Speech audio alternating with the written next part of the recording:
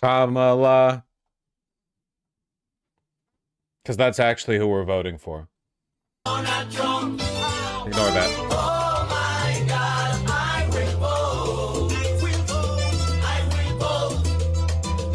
Kamala.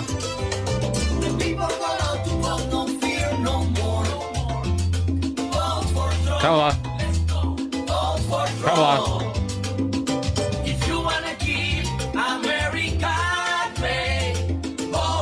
Kamala. Kamala.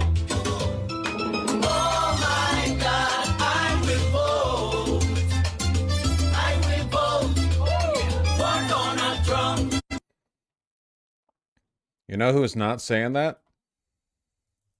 Iowa. You see that shit? Man, I'm glad I did a late stream today, so I could cover this shit the same day that it dropped. You mean Bliowa? Yeah, sorry, Bliowa.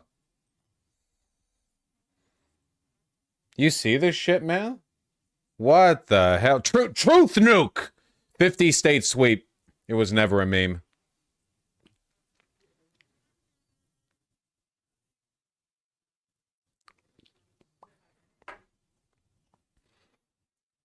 Truth dinosaur extinction asteroid.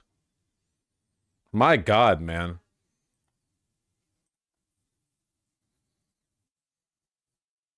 Final Des Moines Register Mediacom Iowa News. Kamala Harris now leads among likely Iowa voters according to the final Des Moines Register Mediacom Iowa poll before the election. Vice President Harris has a 3 percentage point lead over former President Donald Trump according to the poll. That is within the poll's 3.4 percentage point margin of error. The Republican Party has had a firm grip on power in the state, holding the governor's office, the majority of both state house chambers, and all seats in Iowa congressional delegation. Trump won Iowa by 9 percentage points in 2016 and 8 points in 2020. I talked to my colleague Brianne Fonesteele, our chief politics reporter, to break it down for us. What does this Iowa poll mean for this upcoming election? Well, I think what this poll means is that you need to be paying attention to Iowa on election night. No.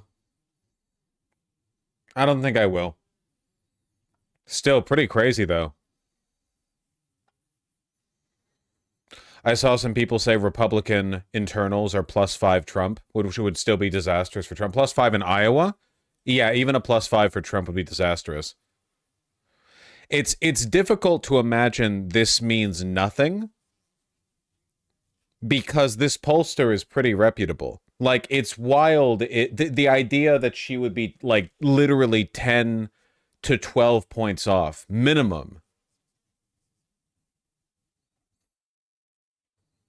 Just to remind Chad of Seltzer's reputation. Yeah, no, she tends to get stuff right. I mean, you know, she's certainly considered reputable. Isn't she Gold Star? Or what is it called? Gold medal certified?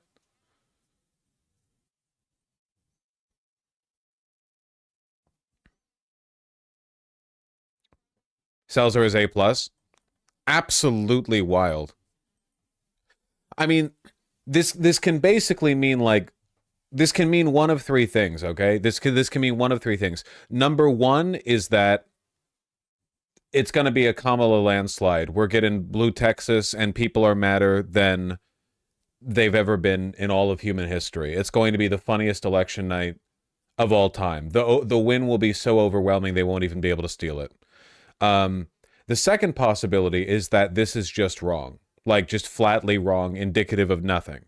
I think both of these odds are low. I think the most likely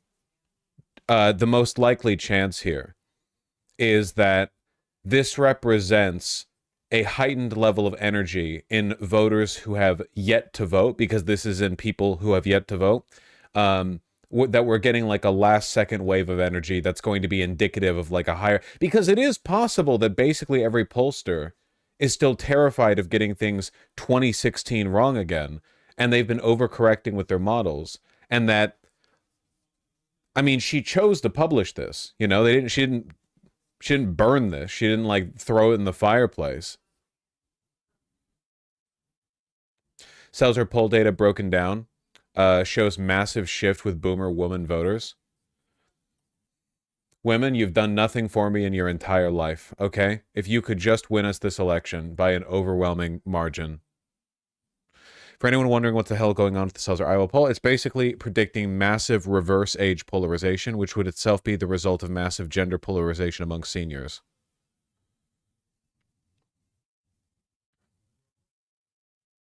Harris leads with 35 under and 55 older. So it's literally just Gen X. Dude, the lead generation not doing their best, not giving their best. And then 55... Okay, according to the poll, the 55 and older demographic is even more pro-Kamala than the younger than 35 demographic by a pretty huge margin, too. With younger than 35 is just up +2, and 55 or older is up +12.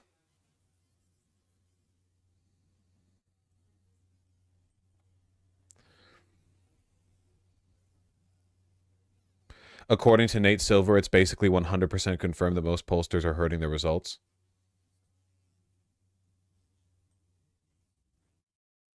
Nate Silver doesn't get to say this, man. Nate Silver doesn't get to say this. His ass got bought out. I don't want to hear it, man. I mean, I'll agree with it in this case because it suits my personal agenda, but, like, that's only because I'm biased. He's insufferable. Yeah, that's true. He would know he's the hurting expert. True. Scroll down, there's math with Nate Silver. We ran the numbers. Even if all 7 swing states were actually tied, there's only a 1 in 7.5 trillion chance that so many polls would show in such a close race. Okay, I'm trying to think of a way to say this that's not going to get me TOS violation, okay? I think that if it turns out the only reason we perceived this as a close race was because all the pollsters agreed to herd results like a motherfucker, I think that they should be exiled from the United States into the bottom of the ocean. Like, 2016 wasn't a result of herding. People just had bad models. And then 2020 happened, which was not as bad as 2016 in terms of bias, but, like, you know, there was... People tried. If they're off to this extent, if we're getting this level of hurt, this level of, like, oh, well, actually, I refuse to publish any results that don't put us within a margin of error to the coin flip in every single swing state, that's fucked, man. That's fucked.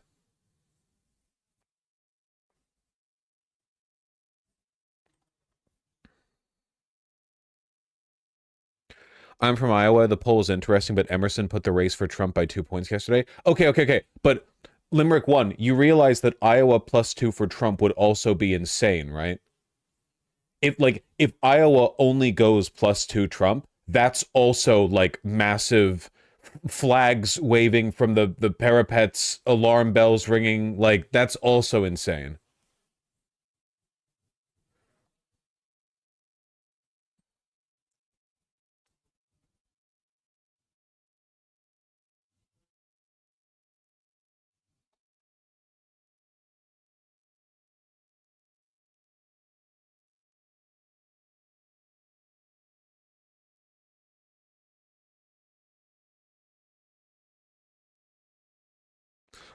Were people in 2016 saying if Trump won, we'd have no more elections? Maybe some people, but not, I don't think that was the general opinion. Like, maybe some, I mean, there's always some people, right? Limerick, you already said that, and I already directly responded to you.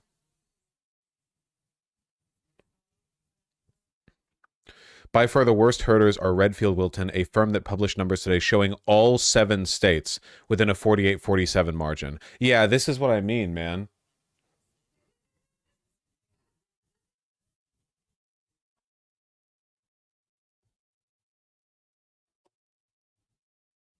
It's all just ratings. Yeah, but a lot of the polls aren't even coming from, like, news orgs. I think it's about professional credibility. I genuinely think that a lot of it is some pollsters are cowards, and they don't, because if you release, like, oh, it's really close kind of poll, no one's going to call you out for it.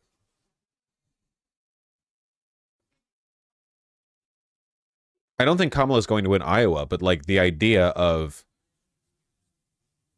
this even being, like, remotely indicative. Your statement that pollsters are devil was actually true. I doubted you. Well, we have to amend our statement, okay? This pollster in particular is not the devil. Because this is funny. Oh, let's finish the video, I guess, since we didn't. You know, before this, both parties really had written off the state. They didn't put a lot of resources here. Nobody's Benjamin, you've already posted that. been campaigning here.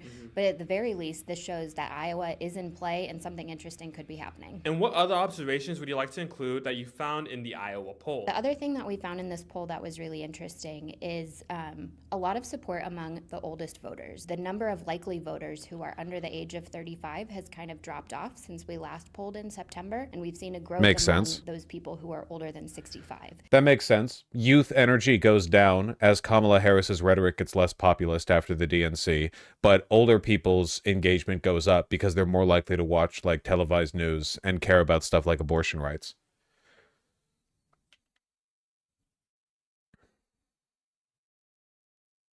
The 2024 election results is if every state shifts as much as the Seltzer poll thinks Iowa did. This isn't going to happen, but it is fun to look at.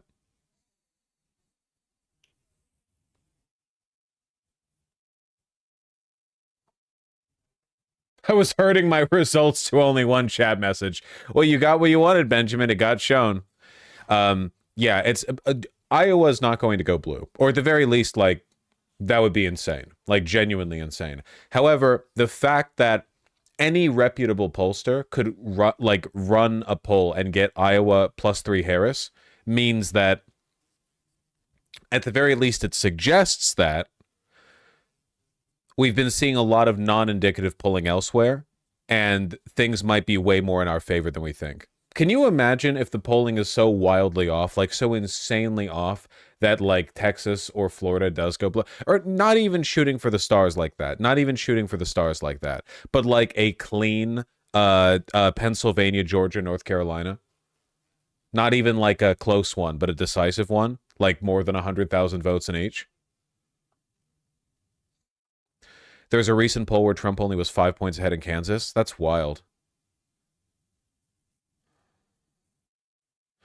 We're huffing the copium hard. Not really. I know that like you guys have mistaken my cautious rhetoric for cynicism.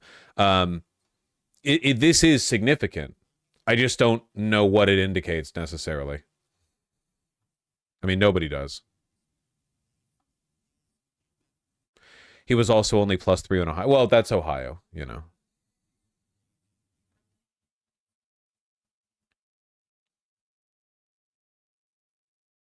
I don't give a shit what Lichtman predicts. I don't think that guy, I don't trust that guy at all.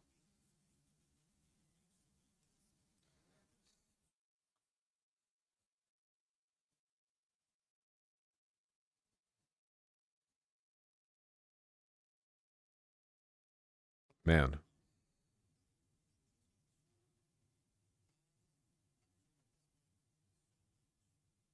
Only he can turn the keys.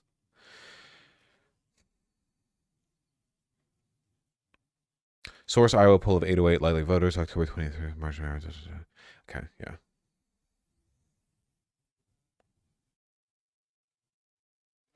This poll single-handedly make me go from thinking that it's like 60-40 for Trump to 65-35 for Harris purely on vibes.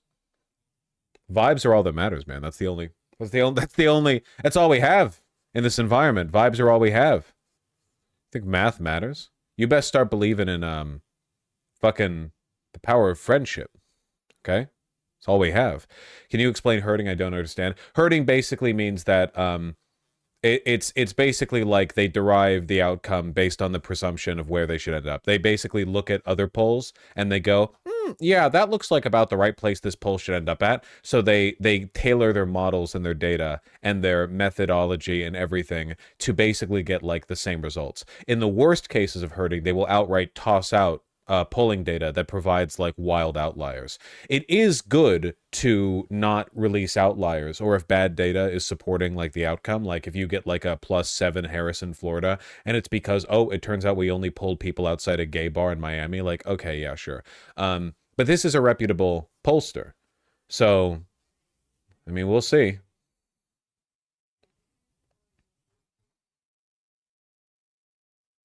There are a lot of pollsters who are massive cowards, though. That is true. Yeah, but this is +3. Yeah, but it's +3 in Iowa. +3 in Iowa is worth like a +7 in Pennsylvania, maybe even more. It's +3 in Iowa is worth like, congratulations, Texas is now a purple state. You know, that's it's it's pretty crazy.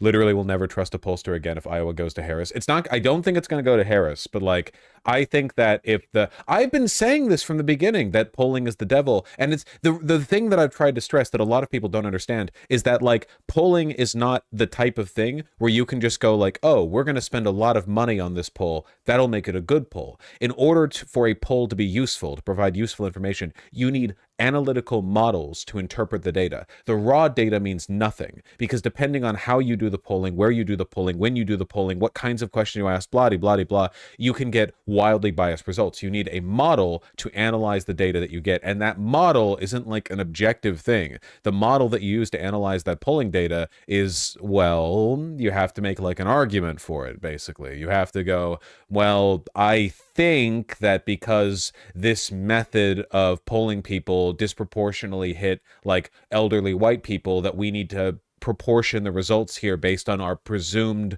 the presumed bias of that demographic in favor of this candidate or another. There's like a bunch of stuff that goes into it. Yeah, models are difficult. Very, very, very difficult. This is one of the reasons why campaigns keep internal polling internal. They have methods of polling that are often a lot more tailored to their experiences in direct engagement with voters, because usually pollsters will just like, poll people, right? But a campaign, because they're on the ground, because they're putting like hundreds of millions of dollars into the campaign, they have access to information and models that can be used to sort of track and understand data much more effectively because they have internals that they run constantly.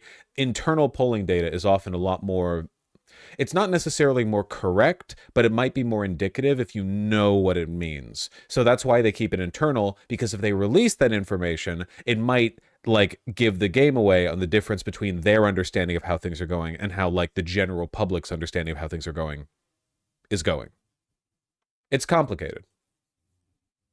Is there a model you think works best? No. This is what I mean. There is no A model.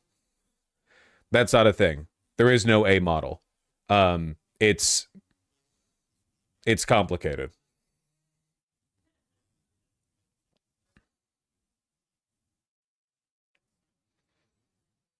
That's why we like meta-analysis, right? No. This is why we hate meta-analysis and we hate pollsters. Again, like if it's not, if the models aren't correct, we basically can't even tell if they're correct, is the problem. That's one of the reasons why it's so important to track pollsters based on their like reputation, A+, B+, whatever. This is an A+ individual. Yeah, the analytical model that pollsters use to interpret their data is given to them via prophecy. They have a dream. This is why all good pollsters keep like a notebook next to their bed. They wake up from the dream and they hastily scribble it down. And then later that is like computed and added to the mathematical. I can't wait to be able to ignore politics for 4 years. Oh, we have a bruncher here, huh? A liberal bruncher? I'm sorry, did you think the genocide in Gaza is ending on November 5th? Hmm.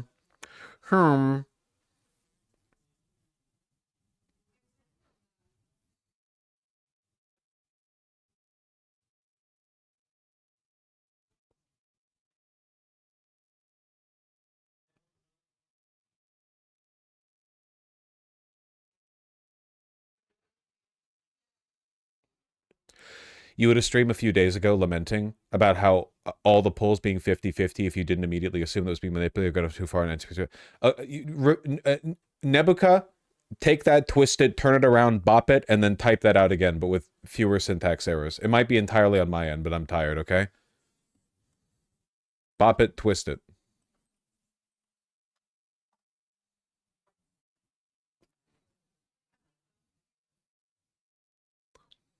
He stuttered, it's over. You guys are lucky I'm here. I had a devastating emotional moment earlier. I found a vintage Washington State University like athletic sweatshirt. The kind, you know, it's like the classic sweatshirt from the 90s, you know, with like the red block print of the team and whatever. It was really nice. And then I took it home and saw that the fleece on the inside was polyester. Devastating. It's not that bad. That polyester's been fighting for its life for 30 years though, so it's pretty clumped. I don't think I can comb it back into shape.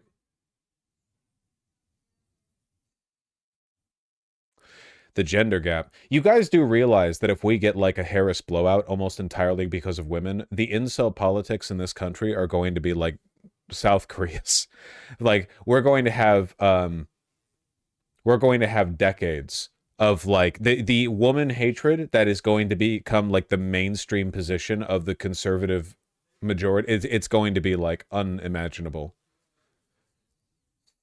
Women are going to be going to college wearing those like metal chastity belts to protect themselves from the marauding gangs of young men who think they deserve a state-mandated girlfriend or something.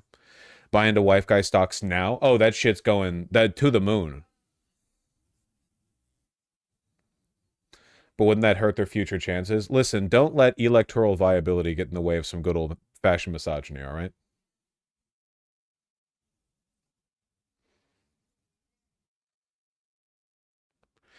That's crazy, dude. From this poll, men are up Trump by 14, women are up Harris by 20. This is like a irreconcilable you will be a virgin forever kind of gap. Like, young men, you need to sort your shit out, okay?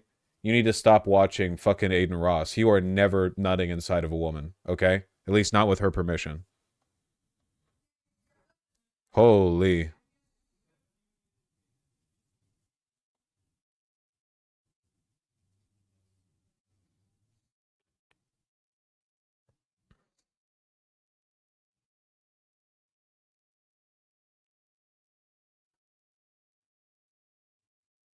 It's fucking crazy, man. You might be overestimating straight women. Maybe. But, like, it's still an issue.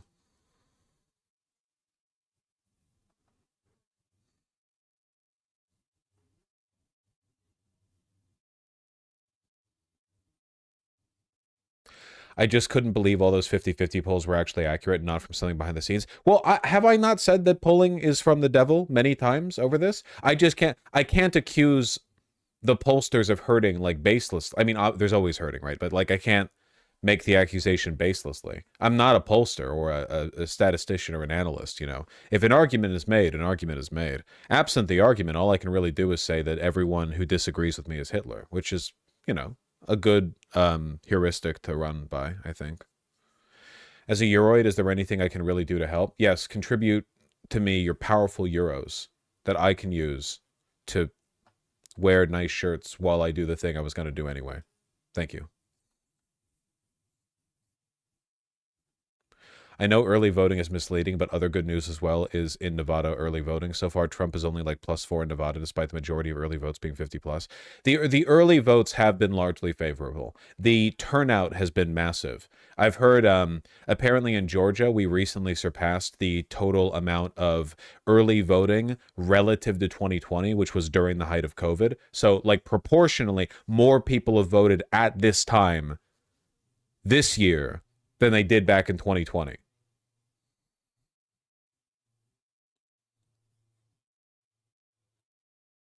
Your shirt sucks. Incorrect.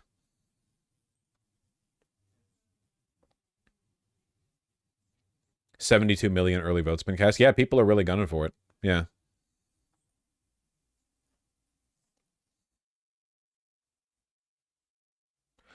Do you think the poly market reaction is significant? Respectfully, and I'm really not trying to be like edgy or whatever, people, the poly market is literally entirely motivated by retards and rug pullers. You're either the retard or the rug puller. That's the game. It's like rock, paper, scissors, except there's only two It's literally just paper and rock. And if you're paper, you win.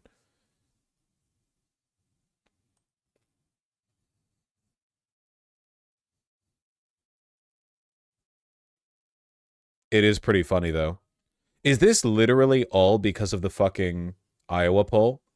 Like, Elon has been boosting the ever-loving fuck out of Donald Trump. Get it to 69%. Get it to 69% for Trump. 69%. Huh? And his Harris really swung up like nearly 6 points in 3 hours just because of the fucking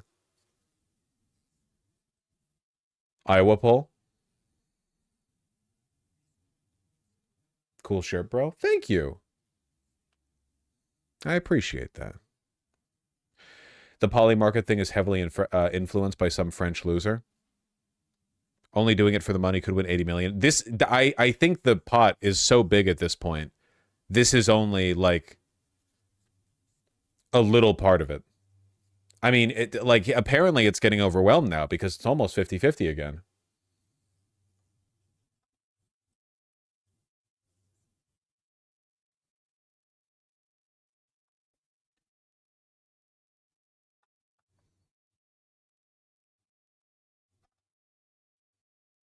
How are you going to cope with November 5th anxiety? I never feel anxiety. I'm actually just better than you. I'm relatable to you because like you see skin and hair and eyes, and you think for a moment as our eyes meet that you may have something in common with me, but you're wrong. There's nothing behind. I don't know the full speech. I'm sorry. It's been a while since I've seen it.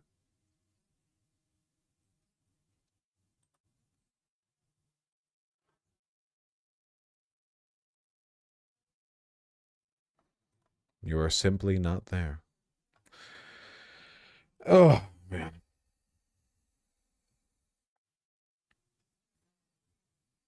When Kamala certifies her victory, it'll be like Napoleon crowning himself. You do realize that if she wins and she certifies her own victory, not only Republican voters, but Republican politicians and media will call that a conspiracy. They'll say, how could you, as the VP, certify your own election victory? This is insane. Like, it's going to be on Fox News. They're going to have, Glenn Beck or something up there. It's like, this is crazy. I've never been anything like this. This has never happened before. Tulsi Gabbard. Yeah, Tulsi Gabbard's going to be like, no one's ever voted for this woman, except for like the 90 million people who are about to vote for her.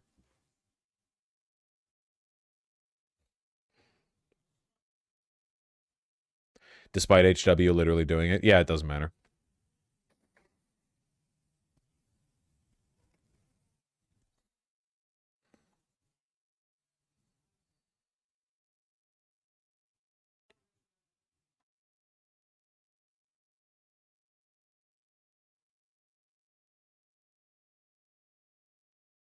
Oh, who knows, Gayfesh? Who knows if that even happened?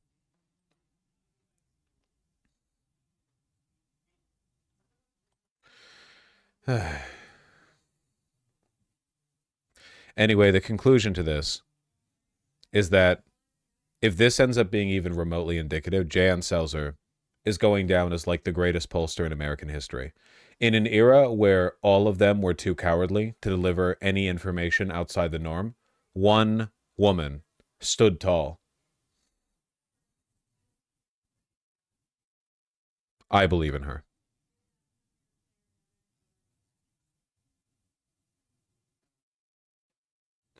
She's actually so brave for this, I would have not released it. You fucking coward. You're part of the problem. Hold on, I've closed the door.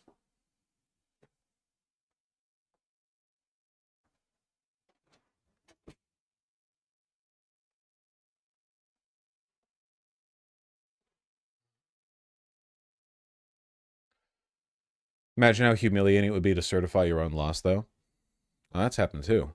I mean, she'll go through with it. Selzer was the only pollster who correctly predicted. Yeah, we looked at it.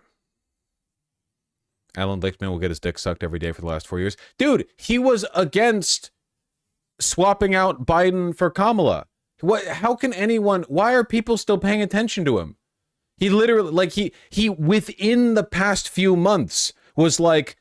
anti the thing that happened, and then when it happened he was like, oh, hold on, let me correct the models really quick, and then it became, it's like, it's QAnon shit. Like, you can't evaluate the viability of an analytical model based only on the like post-event alterations made to it. You're just tailoring it to fit whatever works in retrospect.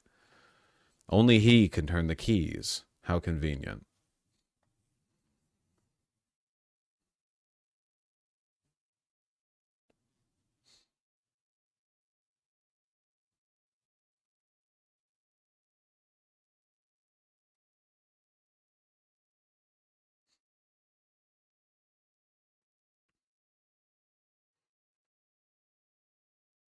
He was against it because he was worried about it affecting the primary challenge key, apparently, but the party united behind Eris. I saw some of his arguments. It wasn't just,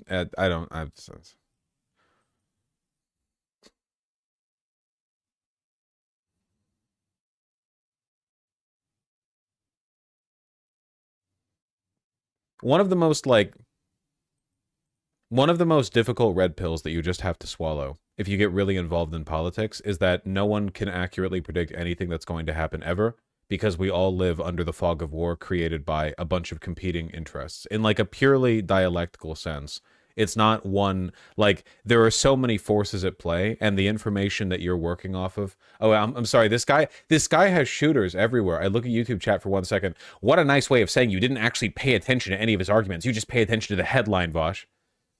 I got like a dozen emails from people being like, I think that you should like reevaluate your perspective on this weirdo cultist and like look at the entirety of his argument and also like break down all the keys to like, you know, assess the viability of them as he says it. Jesus Christ. Look, this is, again, it's a heuristic, okay? Anyone who touts like, 12 easy steps to predict the president, they're lying to you. It's just that simple. It's never been, it's not, trust me, if there was any like quick and easy model for determining who is going to be the president, everyone would be using it, all right? If only he can turn the keys, come on. Let's not be ridiculous here.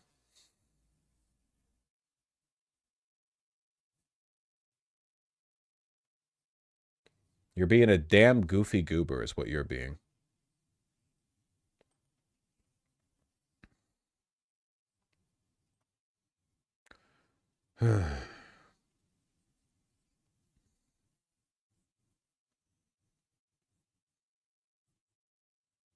The beef between Lichtman and Silver is hilarious, though. Well, in this respect, I am in favor. In the war between Lichtman and Silver, I'm in favor of Lichtman, purely because I think that Silver is like an odious, like condescending, I wouldn't say grifter, but like he has had his ego massaged into the wrong camp, okay? I don't like that poly market shit. I never will.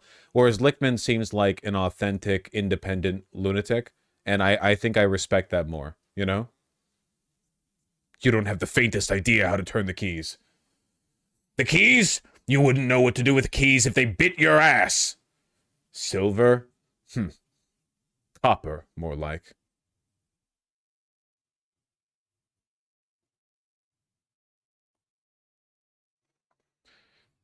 Yeah, I think Lichtman believes his stuff. I think so too. Yeah, I think so as well.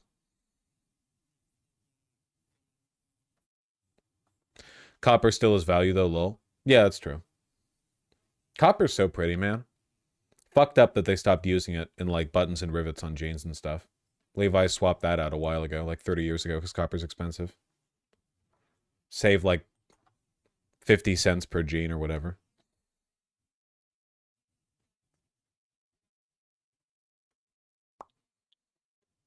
Is it scarce? Copper? I mean, it's not like scarce, but it's widely used, and it's not like it's iron or anything. It's not ubiquitous. Found a copper wire in the ground once, real thick piece too. Did you leave that for the like house stripper that left it there, or did you steal it so they would like kill you in your sleep?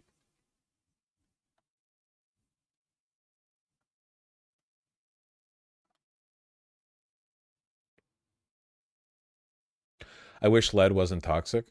It's so fucked up that metal is poisonous. That's crazy. I just feel like conceptually that shouldn't be the case, but it is. You know?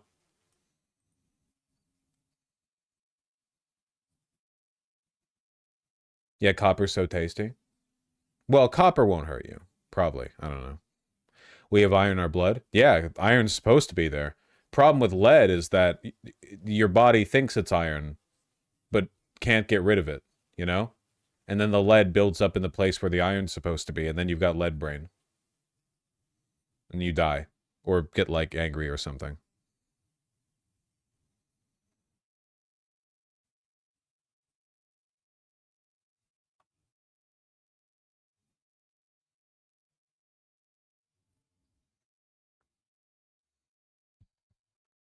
Mm-hmm. Mm-hmm.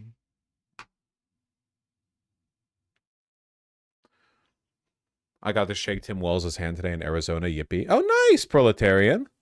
Very, very nice. Congratulations. Getting a little time out in the air.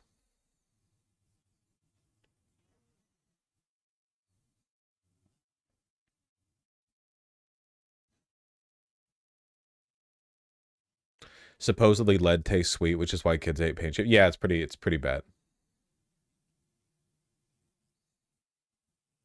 I'm always right, Staunchkate. You see Minecraft Dementia Edition? Yeah, I saw this. It's pretty funny. This might actually be the only thing that I've ever seen done with generative AI that I actually think is interesting artistically. Not in what it is, but in what people can do with it in the little clips that I've seen to Twitter. I mean, you're probably burning like 1 hectare of Amazon rainforest for every minute you play this, so it's not like morally good. It's pretty interesting in concept though. It's like there's no game. The game doesn't exist, you know? It's a series of images generated based on the information that's provided to it and all of the data that it's been given. So if you like click to start breaking a block, the image generation system is like, okay, when you click on a block that's nearby, or when you click, that there tends to be like pixels appearing on it to indicate that it's broken. But there is no like system. Like none of this is saved. Does that make any sense? Stuff, I don't know if I can explain this properly. If you turn around, everything changes. There's no game. There's no underlying data.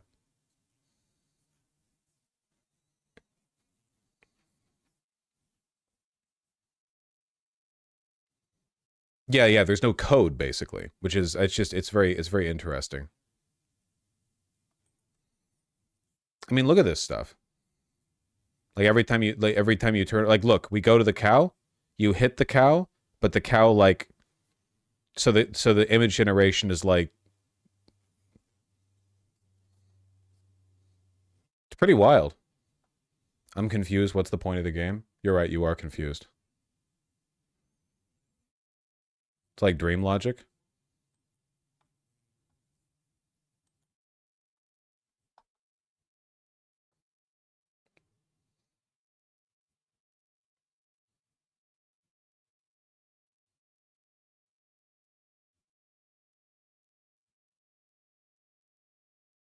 When are they going to make a hentai game like this? You people say the weirdest shit, man.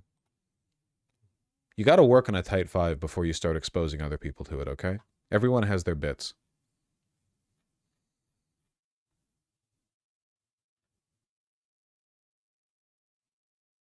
Okay, one more. It's very interesting. I think you could probably do something pretty cool with this through, like, interacting with it. Probably not worth the, like, burning down the rainforest. Anytime you look down, nothing remains anymore.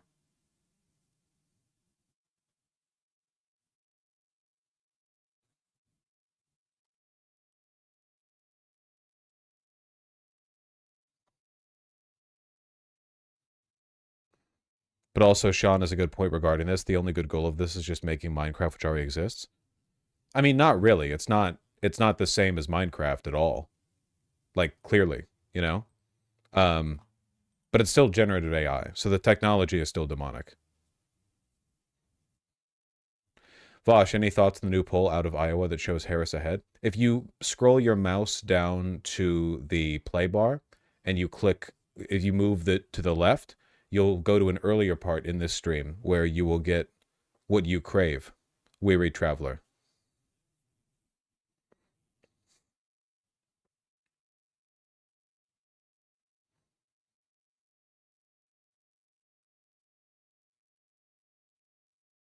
Yeah, yeah, of course, Familia and Starlight, because there's like an ungodly amount of data they can pull from in order to make it work.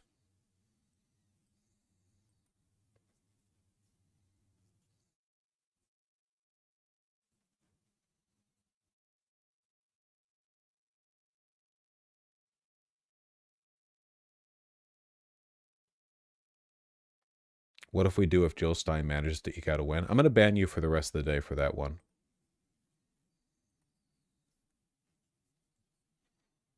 Look, I made a little mini bed.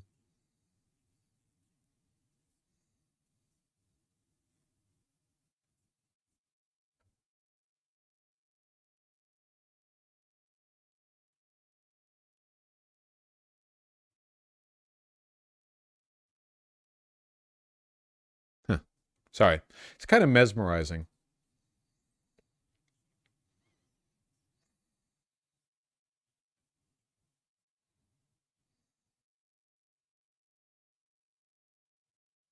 Missouri AG reinforces pedocon law?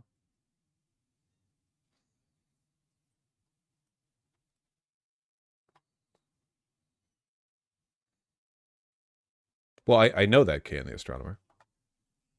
Missouri Attorney General's claim about teen births draws national scrutiny to abortion politics. What?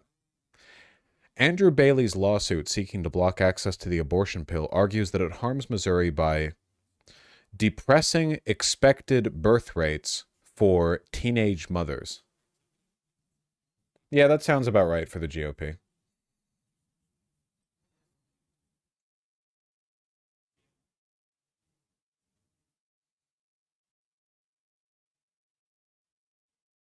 Isn't this old? I thought it happened a week ago. You're correct. Is that what qualifies for old now?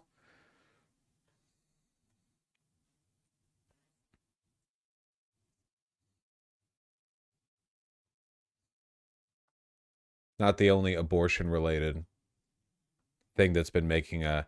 You guys want a tonal whiplash? Good lord, even the opening frame is alarming. What's going on here? They really save the spiciest stuff for last. When it comes to, like, attack ads, election ads. Dr. Davis, what do I do? John, she needs an abortion, or she's going to die from the pregnancy. Sorry, that's not happening. What are you doing? Who are you? I'm your Republican congressman. Now that we're in charge, we banned abortion. No exceptions. You can't do this. She's dying. I won the last election, so it's my decision. But don't worry, you can still have children, just not with her. I think my hot take, that's not actually a hot take, is that every ad Democrats run should be exactly like this.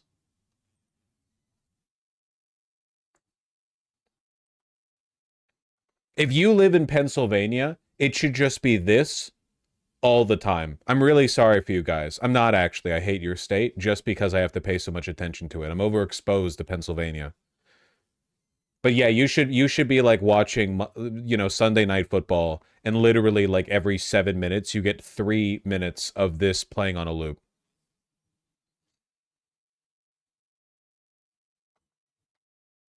Project this ad into their dreams. We need this shit. What's the Pennsylvania equivalent to like the Eye in Las Vegas?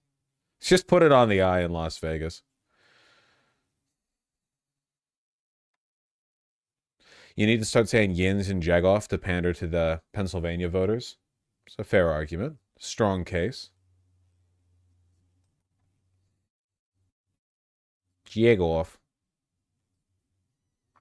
You know how they do drone light show ads? You're suggesting we assemble so many light drones that we can put this in like 1080p up in the sky over Pennsylvania. The surface area it would take, like in the sky space. I mean, that would be like a solid chunk of the...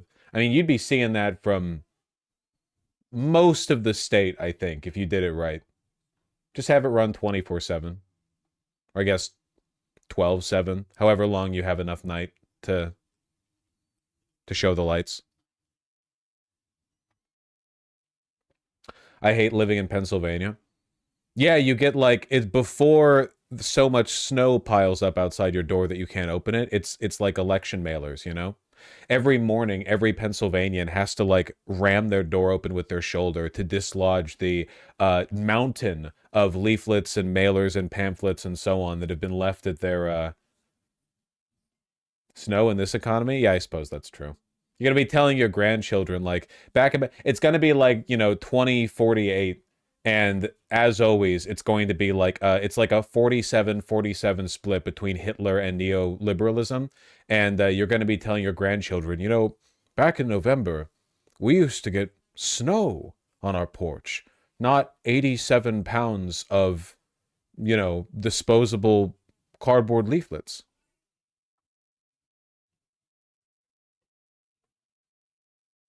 I'm just responding to the bits, nuts. Other people said so. It's pretty cold where I am, too, to be honest. I see people joking about, like, man, I remember having to put a jacket on for Halloween. I did. I had to put a jacket on. It's cold. It's like 45, 50. I mean, I know that's not cold, but that's definitely jacket weather.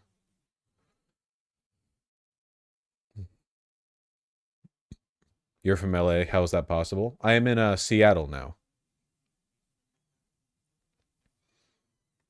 Remember when Las Vegas got snowvash? Ah, I remember. Back in my day.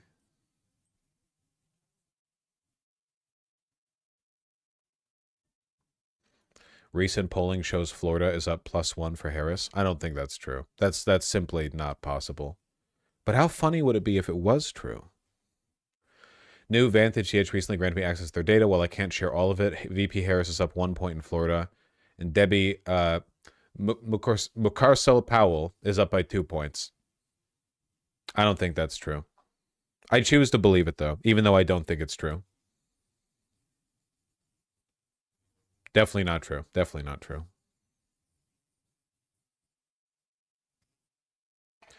Here's a few examples of my Pennsylvania election mail. They send scratch and sniff mail. Is that true? Oh my God. Smell that? You should be smelling an ocean breeze. Instead, it reeks of government waste. Learn more about Washington's wasteful spending. Oh my God. Senator Bob Casey voted to allow hundreds of millions in COVID relief to be wasted on projects unrelated to COVID-19, like $140 million on a luxury hotel and spa in Florida. I'm not sniffing that. Kamala Harris's policies: radical, reckless, dangerous. Defund the police, letting criminals walk free. Dangerous agenda.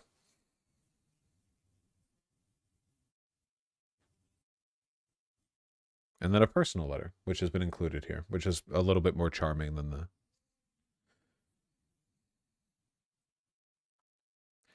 $45 or $50 is freezing cold. What are you talking about? I mean, it's literally not freezing cold. You should definitely wear a jacket if it's $45 or $50. $45 or $50 is the lowest it can be that you can go outside in like jeans and a t-shirt and be fine if uncomfortable, you know? It's like the last stop for the people who really don't want to put on a jacket for some reason, you know? 45, are you serious? Yeah? You can go outside in like jeans and a t-shirt in like at 45 degrees. It's not like fun, but you're not, I don't think it's like debilitating unless you're out for like 6 to 8 hours. Like if you're assuming you're just like going out in a walk, you'll look like an idiot though. Like you'll be walking in an environment where every other human around you. 45 centigrade, what the fuck? Get your head out of your ass, you fucking Euroid. You know exactly what I'm talking about. In the Midwest, you wear shorts until it's 30. You people are so autistic. Midwesterners, I mean.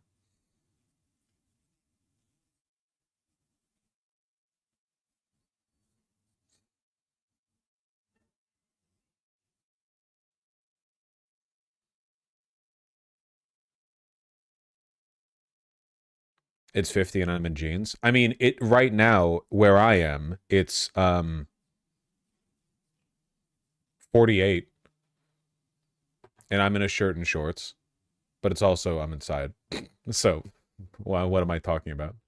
That factoid didn't catch up to me until the last. I'm very tired today. Okay, I did a lot of stuff earlier today. Didn't. My brain was supplying me bits of information relevant to the sentence that I was constructing, and I didn't get that one till the very end.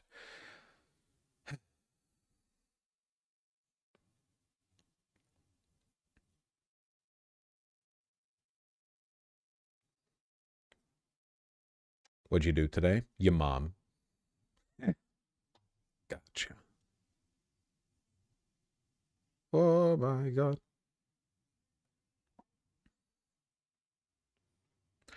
They're lying in Michigan. I can promise you the vast majority of people will be well-dressed in the 30s. People here just really like to think they're cool for thinking they can handle the cold more than anyone else. I mean, you all know, like, if I see a guy who's in shorts and a t-shirt when it's really cold out, I just assume that he's autistic. Like, you just have sensory issues. You are refraining from putting on a sensible amount of clothing because you are, like, uncomfortable with the layering or the feeling of multiple layers on you, or you don't like interrupting your routine, so you get really used to having, like, the one outfit that you put on. I don't assume it's because you're really resilient to the cold, you know?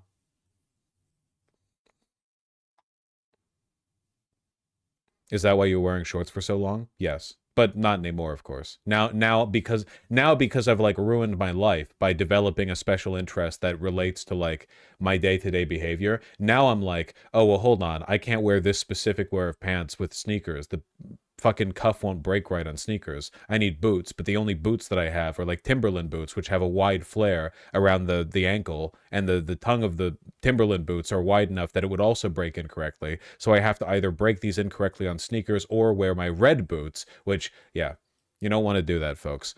My recommendation, never learn anything about clothing.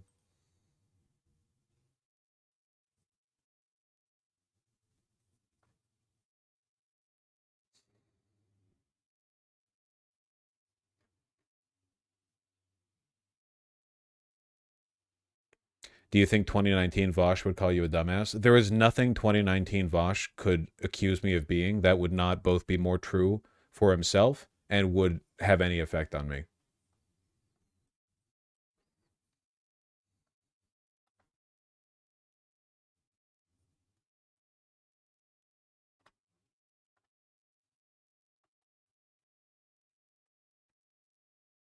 Are there pieces you want to buy but don't because of sensory issues?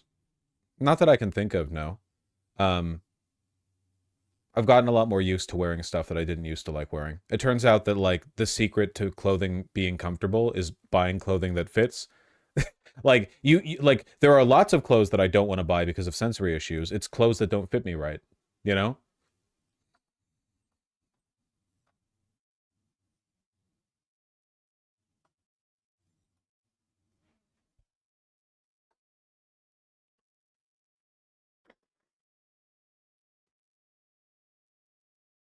Your streams were always perfectly timed to exclude us Europeans. Yeah, I know. This one's for the Chinese. Reaching out beyond the Great Firewall.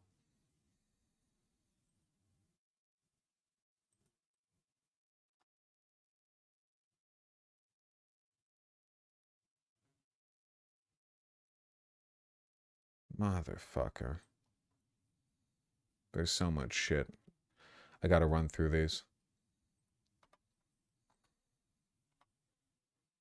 I'm literally in China right now. Then there you go. This one's for you. Texas hospitals must now ask patients whether they're in the U.S. legally. Here's how it works. That's great, man. Oh, wait, hold on. This is much less interesting than the thing about Texas that I wanted to talk about. Florida, Texas, banning federal election watchers. You see this? Biden needs to deploy the fucking paratroopers, like, unironically. Texas and Florida have both said they won't be allowing federal poll monitors of voting locations, meaning that you're, like, we are trusting state state police and officials put there by DeSantis or whatever to manage these elections fairly.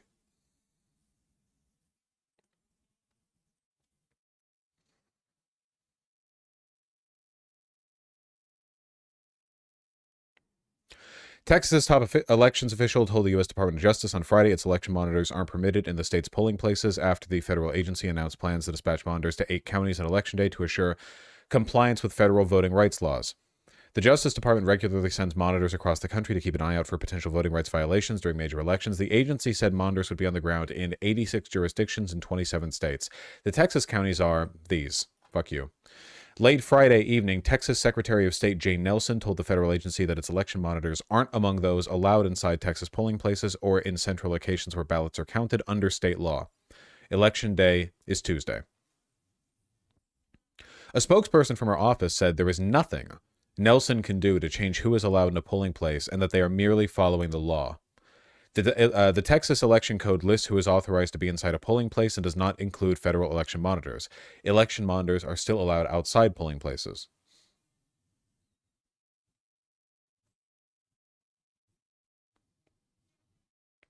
The agency must now get permission from state and local jurisdictions to be present or get a court order. The law actually mentions federal observers. They're lying. Is that true?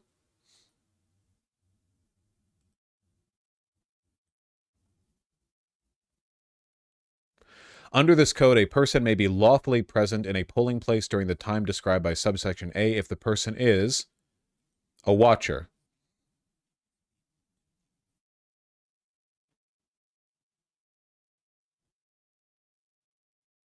Doesn't that cover it?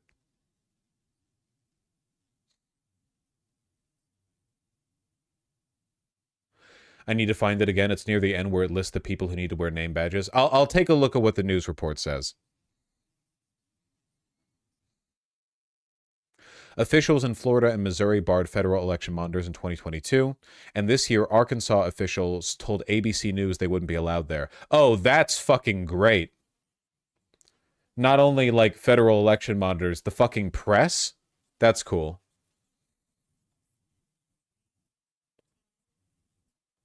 Send the 101st back to Little Rock? Yeah.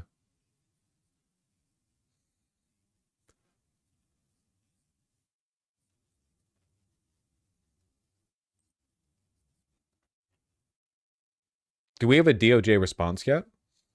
I don't see the issue with it. Voting fraud or issues with the BOE don't happen in the rooms they physically vote in. Voter intimidation does happen, though. And, like, I could very easily see some, you know, ginned up Texas or Florida state officials who are, like, you know, hardcore MAGA heads or whatever, or their police engaging in voter intimidation. 100%, yeah.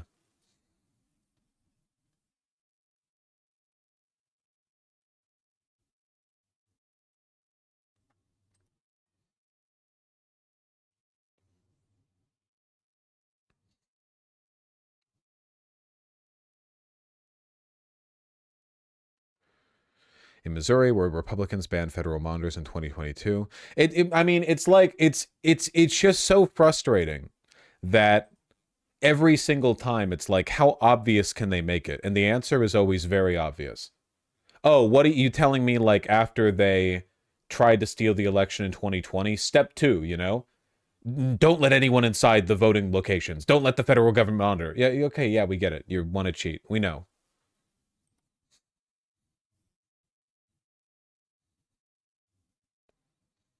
Federalism was a mistake. We should actually just have one king.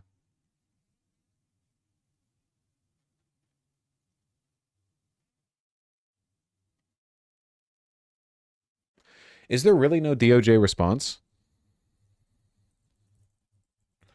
to any of this?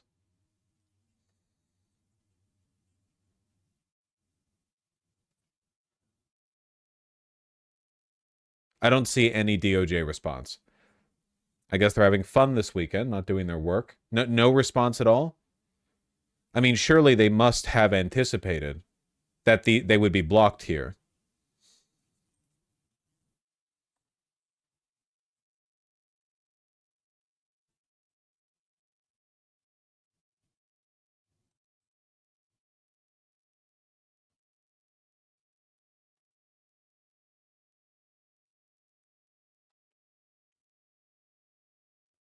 Here from one day ago.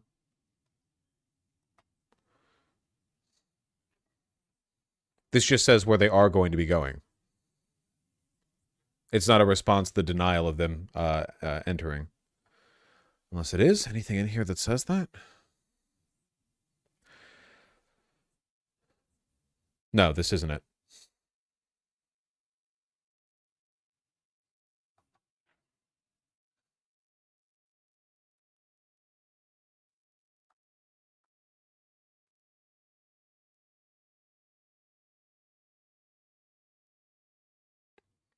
I thought the states were always superseded by the federal government. Wasn't that settled by the Civil War? No.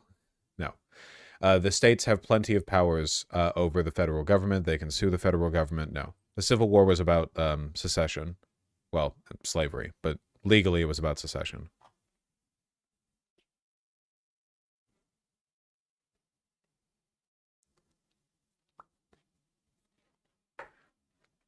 I'm so tired of being angry at corruption. I honestly think one of the reasons it feels so bad here is because we got used to the image, like the perception, the delusion of a competent, non-corrupt government, when like maybe we would have been better if we had been in like Greece or Italy, where the government is obviously corrupt and incompetent all the time, so you don't grow up having your like dreams shattered, you know?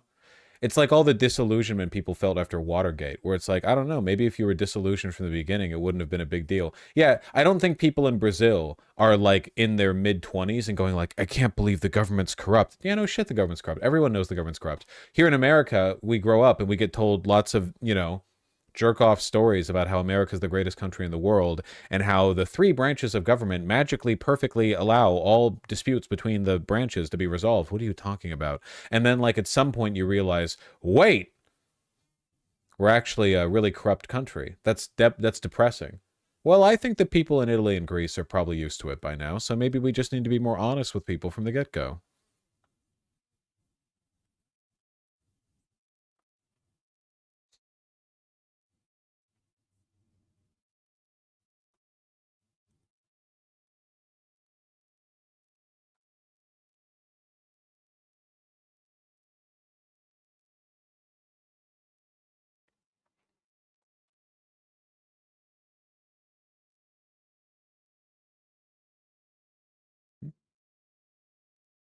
Stop wearing your glasses so far from your eyes. Who the fuck do you think you are? You like that I go over to your room? Oh, how's your pouch, your posture right now? When was the last time you drank water, huh? Are you sitting in an ergo chair? Can you even afford one? Why don't you tell me how to manage my bank account next, huh? My God. What are you talking about?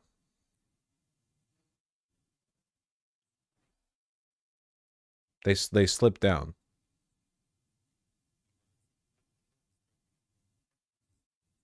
Also, yeah, the DOJ has declined to comment on the ban. That sounds about right. After being blocked twice in a row by guys I'm talking to, I'm just locking the fuck into college. Rainbow, respectfully, who asked? What are you talking about? What? Guy I've been talking to for 3 months just blocked me out of literally nowhere. This is the second time this has happened in the last few months. I have no idea what the fuck I'm doing wrong. I need advice from Agony Ant Vosh. I have no idea what Agony Ant Vosh means. This has happened 2 times in the past few months. You should talk to more guys. You got to juggle like me. When I was a single man, back when I wasn't entirely heart and soul occupied by one perfect individual, you know, you'd start talking to people. You got to juggle like a dozen people. You know, you gotta weed them down. You know, find out who works. It's a numbers game.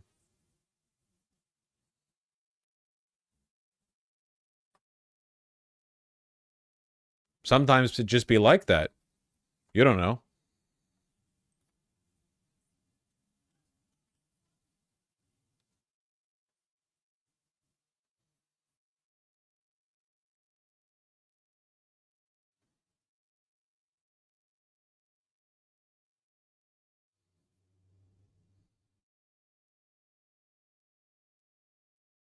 Bro thinks the Tacoma Heartbreaker never got blocked.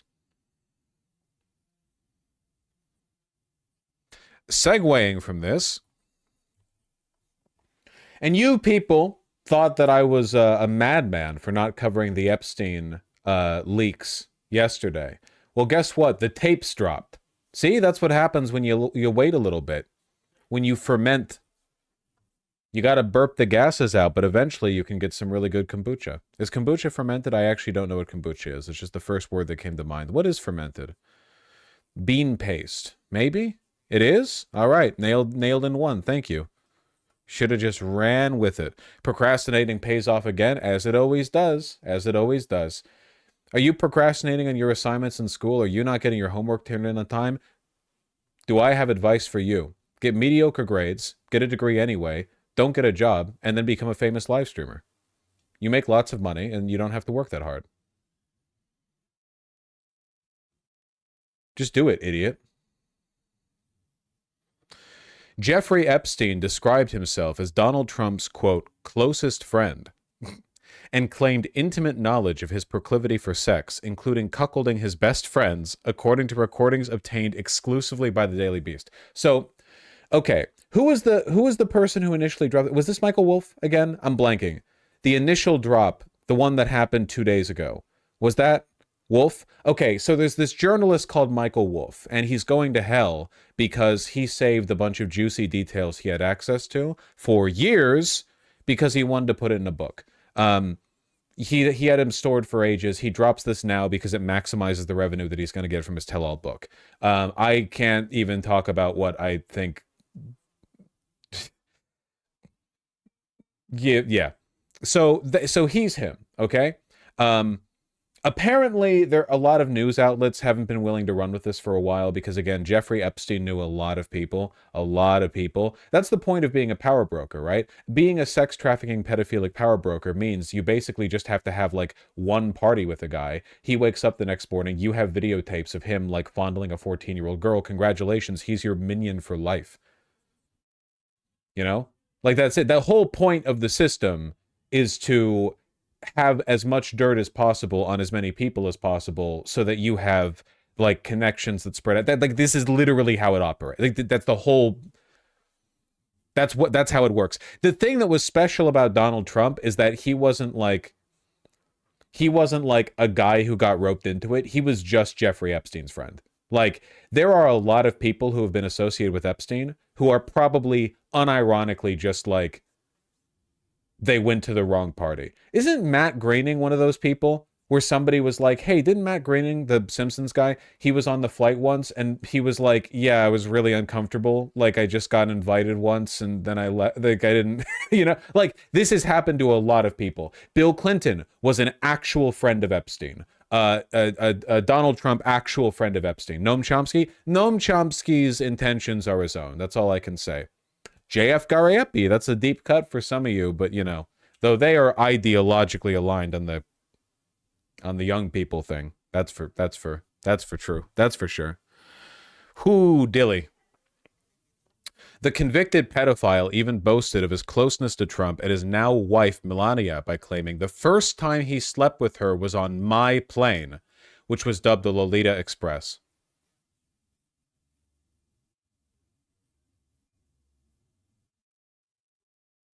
That's crazy. Epstein spoke at length about Trump with the author Michael Wolff. Again, we've talked about Wolff. In August 2017, 2 years before being found dead in his jail cell, Wolff was researching his bombshell bestseller Fire and Fury at the time. The recordings cast more light on Trump's long relationship with Epstein and will add to debate over the character of the Republican candidate, especially his attitudes and conduct towards women just days before the election. I have not heard any of this. I'm clicking the button. So how do you know this? That was close to straight. So I need the dump. Just give me dump.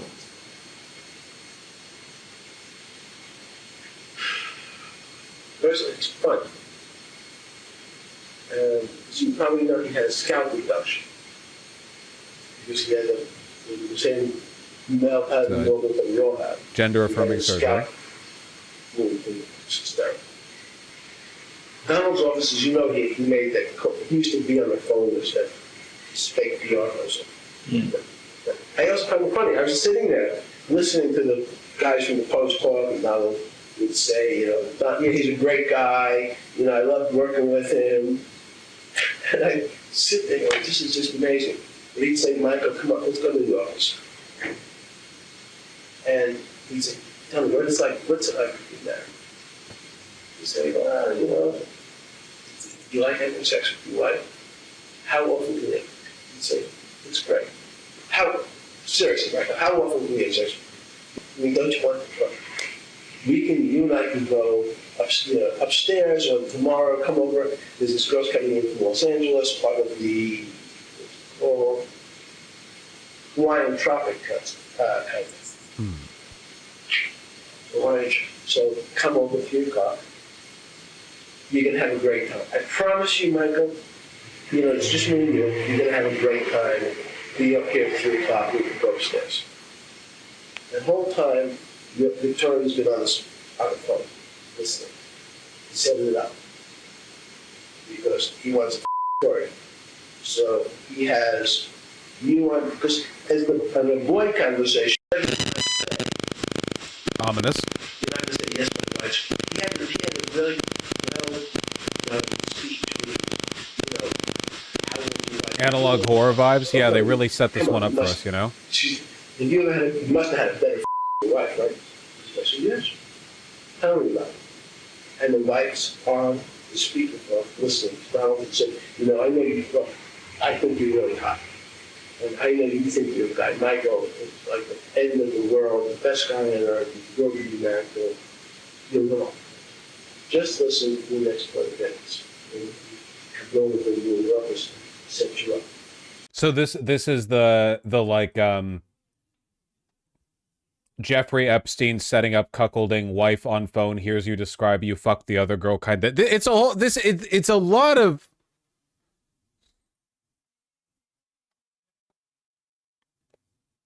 There's a lot of stuff.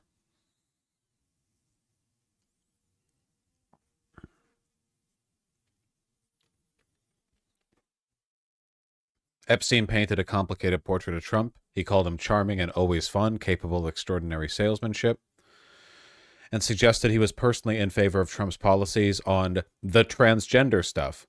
But he alleged Trump was a serial cheat in his marriages and loved to fuck the wives of his best friends. Yeah, obviously he would do that. He also claimed that while Trump has friends, he was at heart a friendless man incapable of kindness, and he alleged that Trump had had scalp reduction surgery for baldness and called himself the Trumpster. Also, yeah.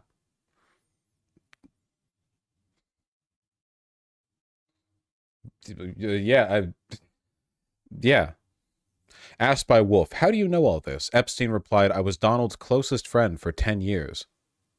It's just wild. Like, this is not going to affect the election in any way, shape, or form. Epstein is literally the most notorious pedophile in human history. And he's just like, yeah, I was best friends with that guy for a decade. Remarkable.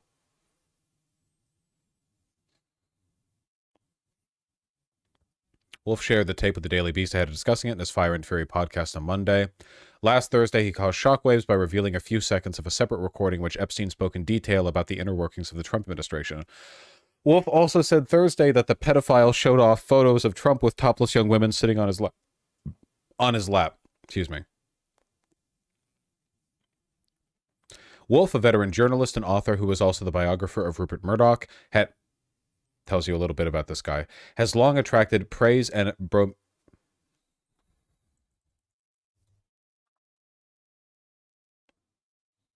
bromides. A trite and unoriginal idea or remark intended to soothe or placate.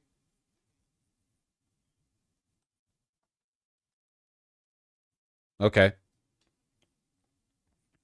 When Fire and Fury was published in January 2018, Trump tried to stop it with a failed cease and desist order, then threatened to sue. No case ever materialized, and it sold 5 million copies worldwide. Wolf, who appears regularly on his Fire and Fury podcast, wrote 2 more books on Trump after Fire and Fury and about Epstein in 2021's Too Famous.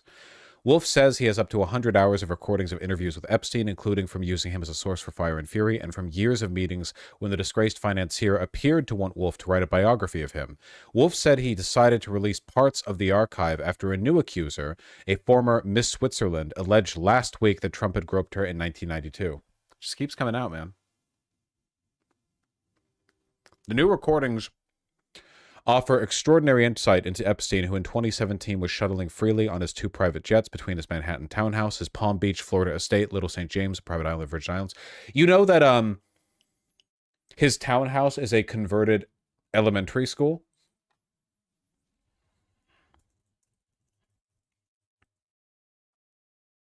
The Herbert N. Strauss House. Hilariously on point. No, it's true. The house's 2008 property tax bill was the 4th highest for a single residence in all of New York City. The Birch Wathen School occupied the house from 62 all the way until 89, before it was purchased by Leslie Wexner. Interior of the house was designed by Wexner such and such. Epstein moved in 95. Remarkable stuff. And then it got raided by the FBI and NYPD because of, you know, the Epsteining. That is also just a nice building. I mean, it's one of the single most expensive and nicest properties in one of the most cities in the world. And one of the cities. So, yeah. He had a lot of money, as it turns out. The billionaire pedophile with connections to, like, every powerful person had a lot of money.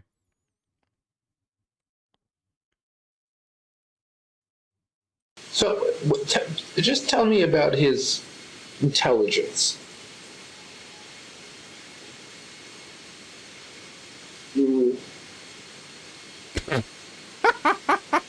With respect to real estate deals, brilliant. He's a salesman. He knows real estate really well. Anything else but that, he knows nothing.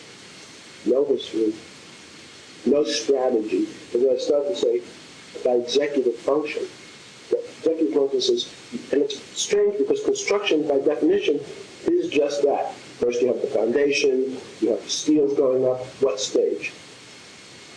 But in terms of his anything but real estate, he can't figure out if I fire Bannon, what happens tomorrow. So cause and effect, that has no relationship. In analytic intelligence? No. Now what's this thing about that functionally he can't read, or he doesn't read, or... He doesn't know. He's just like me, for real. He certainly can't read a balance sheet. Remembering how when he was president, his cabinet and Joint Chiefs of Staff had to make him basically like little crayon summaries for him to understand the briefings. Like they were like multiple revisions made where they would keep getting sent back by Trump's aides, and they'd be like, you need to like make this shorter. And they actually started making him read it by having his name in it more. Like they were like, Trump likes himself. So maybe if our classified intel briefings from the Joint Chiefs of Staff had his name in it more and like had pictures and were shorter and had less words, then he will actually read them rather than just ignoring them. It's not a joke.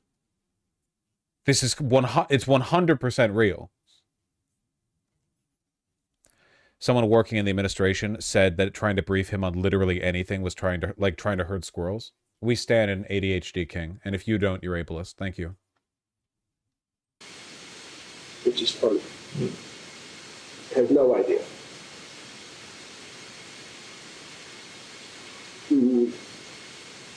He doesn't read. He reads page 6. So he's not functionally illiterate. But his reading comprehension of anything... Keep in mind that Epstein is saying this about a sitting president at this time. These interviews were conducted in 2017. Complicated.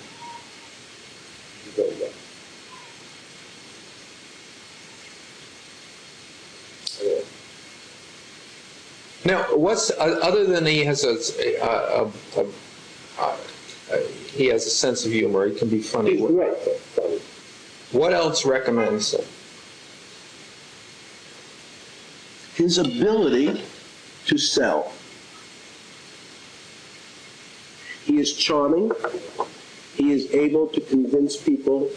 It's very much like Clinton. Reminding myself once more why Democrats don't jump on the Epstein connection. Both Bill and Donald have the ability to go over to a fat, ugly woman, say, you are the most beautiful thing I've ever seen. So he tells everybody what they want to hear. Not, and then it's charm. And I'm telling you that I know 4 or 5 people who have recently seen them.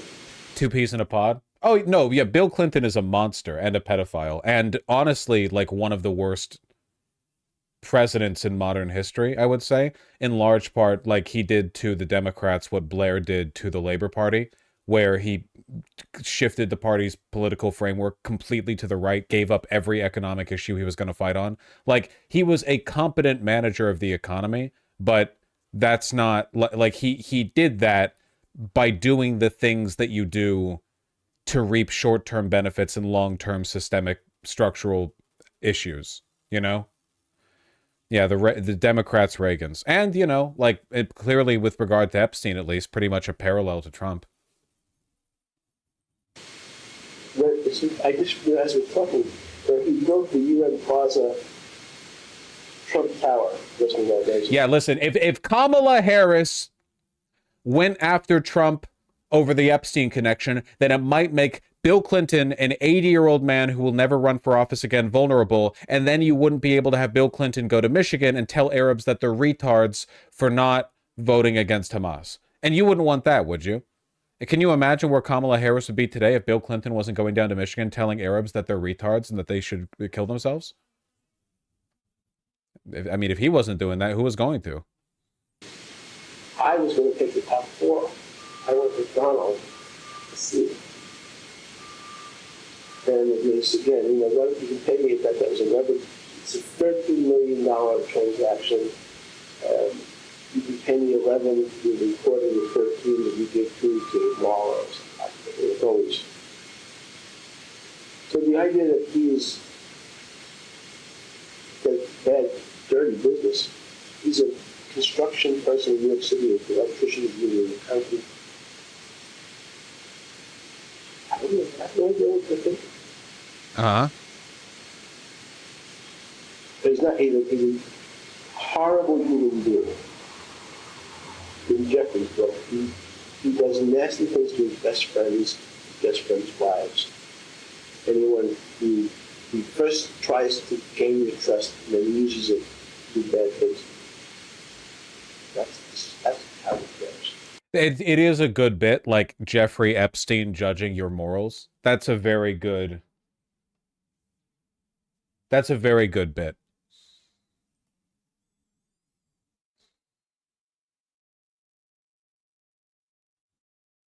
I'm sorry, Epstein's calling him bad? Yes, that is what happened. Pay attention. The Trump campaign has already attacked Wolf for releasing audio of Epstein, calling the author, quote, a disgraced writer who routinely fabricates lies in order to sell fiction books because he clearly has no morals or ethics. I agree with one part of this statement.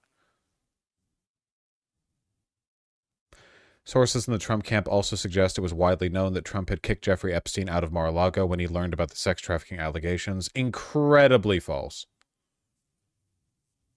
Trump's long friendship with Epstein, which spanned the late 1980s, 1990s, and early 2000s, has been well documented. I've got like 2 people in my life who I've known for that long.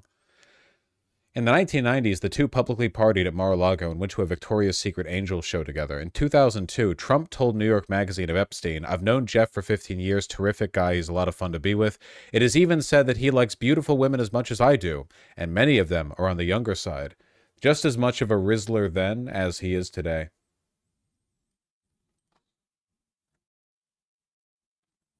Epstein's infamous leaked address books had Trump's own phone number as well as Melania's, while Trump's name appeared 7 times in the passenger logs of Epstein's planes.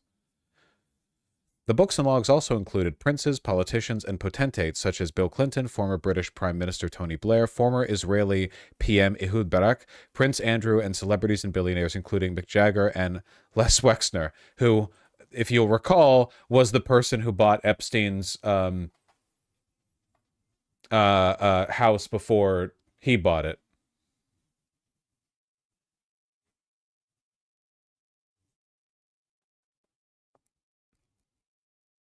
Mick Jagger, huh? Yeah, he's not good. He's not good.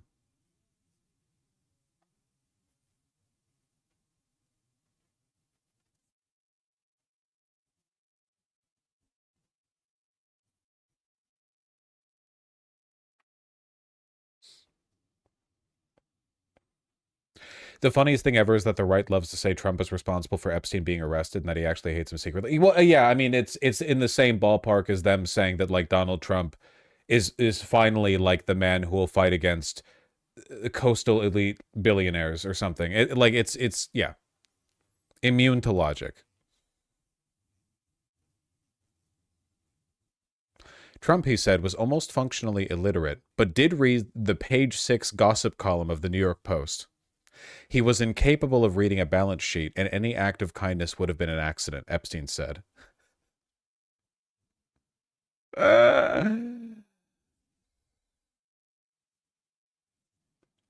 On one occasion, Epstein alleged, Trump took a woman to what he called the Egyptian room in an Atlantic City casino. Epstein alleged he came out afterwards and said, it was great, it was great. The only thing I really like to do was fuck the wives of my best friends.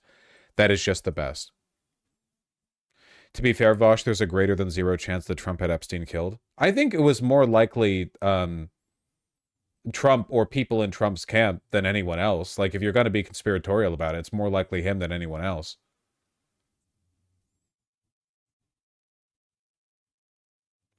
You believe he was Mossad, right? No?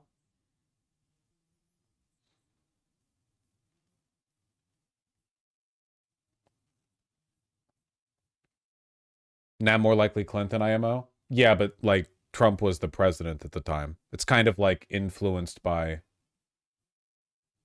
your ability. Doesn't really matter.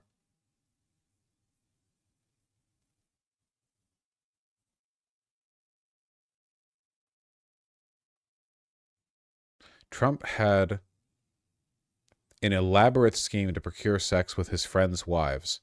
He would call the men into his Trump Tower office to ask them about their sex lives and offer them sex with beauty pageant contestants, the pedophile said.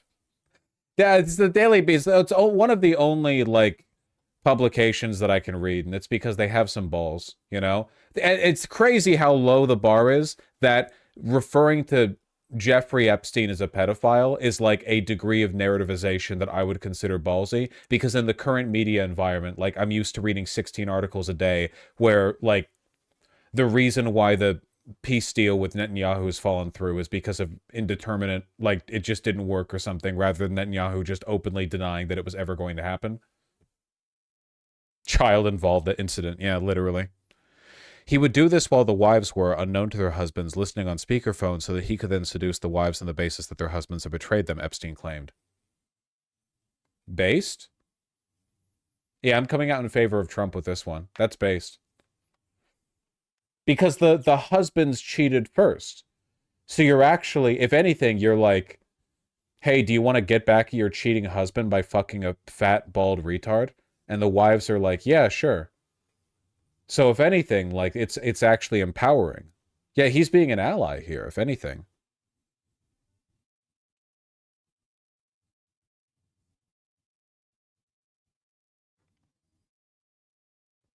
Very Frank from Always Sunny coded. Really? It really is.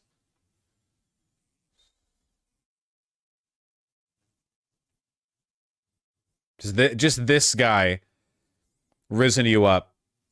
It's crazy. This was almost 30 years ago. That's crazy.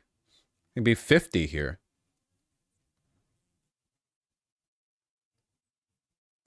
He would use the wives' anger to seduce them, he claimed.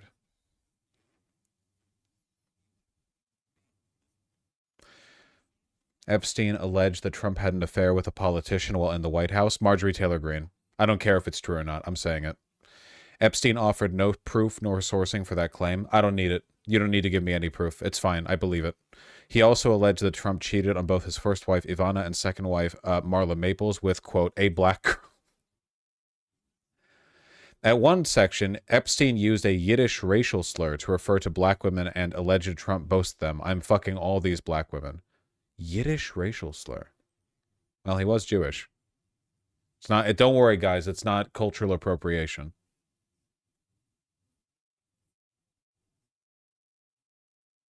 Male pattern baldness. Classic.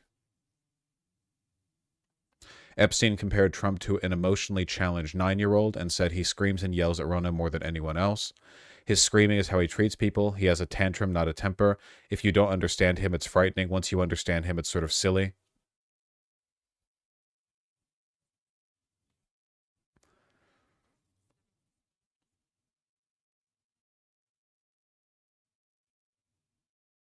I've seen this picture.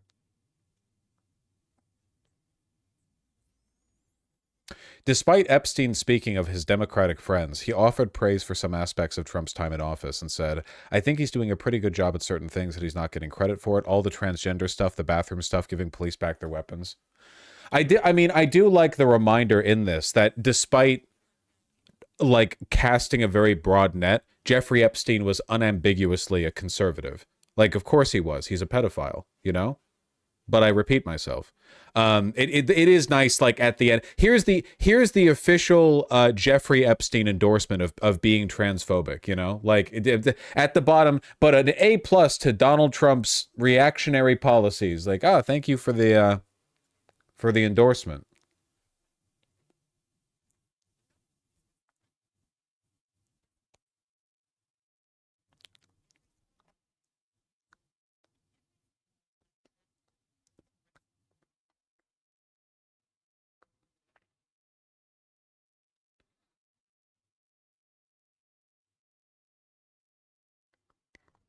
You seem very committed to this theory, how wrong we were.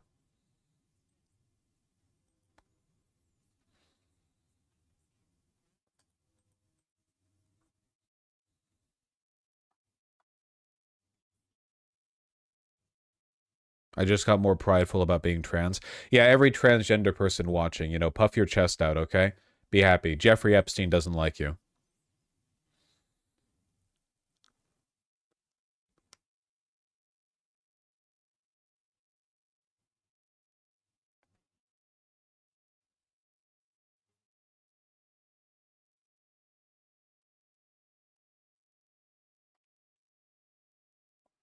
Is the Epstein as Mossad thing only a Nazi thing, or is it just a normal conspiracy?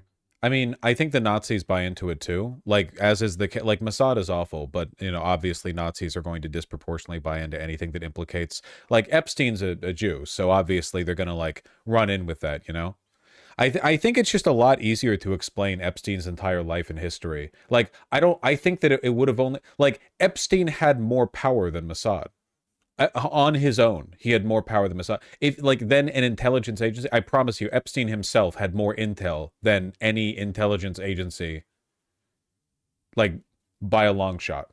You know, he had so many connections. I just think it's more likely that he dealt with a lot of people. You know.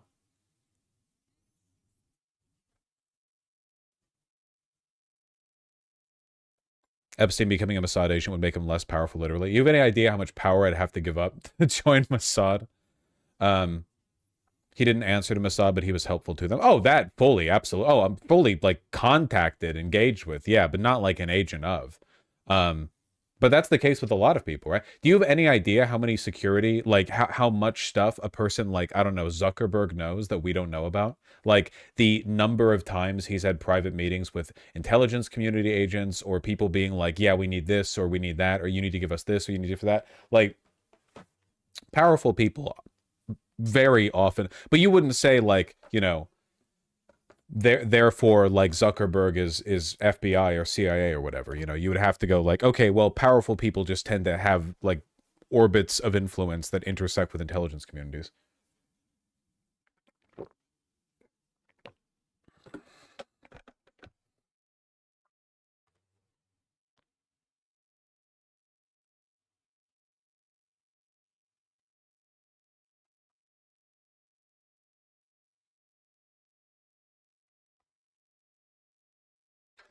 That Mossad shit comes off as super anti-Semitic when most people talk about it. Yeah, but it's also not innately an anti-Semitic conspiracy theory, right? Like, unfortunately, there are just, like, Israel just sucks.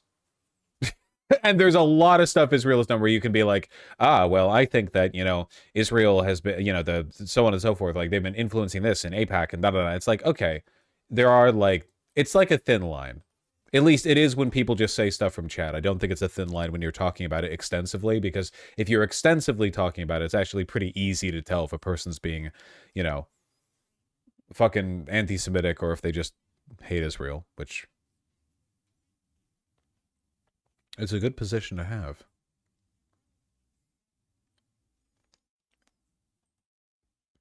Okay, what the fuck is this? Vatican, Israel, implicated in Italy hacking scandal, leaked files reveal.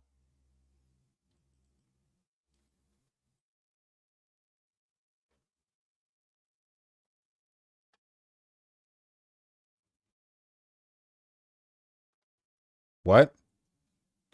New claims have been made via police wiretaps that foreign powers were among those using a Milan-based private investigative firm to penetrate state security apparatus with their secret information about financial... This seems like a whole thingamajig. I'm really sorry. I'm going to have to make a ruling on this one. This doesn't involve the American election and is therefore meaningless. It doesn't... The other countries don't even exist. You're nothing to me.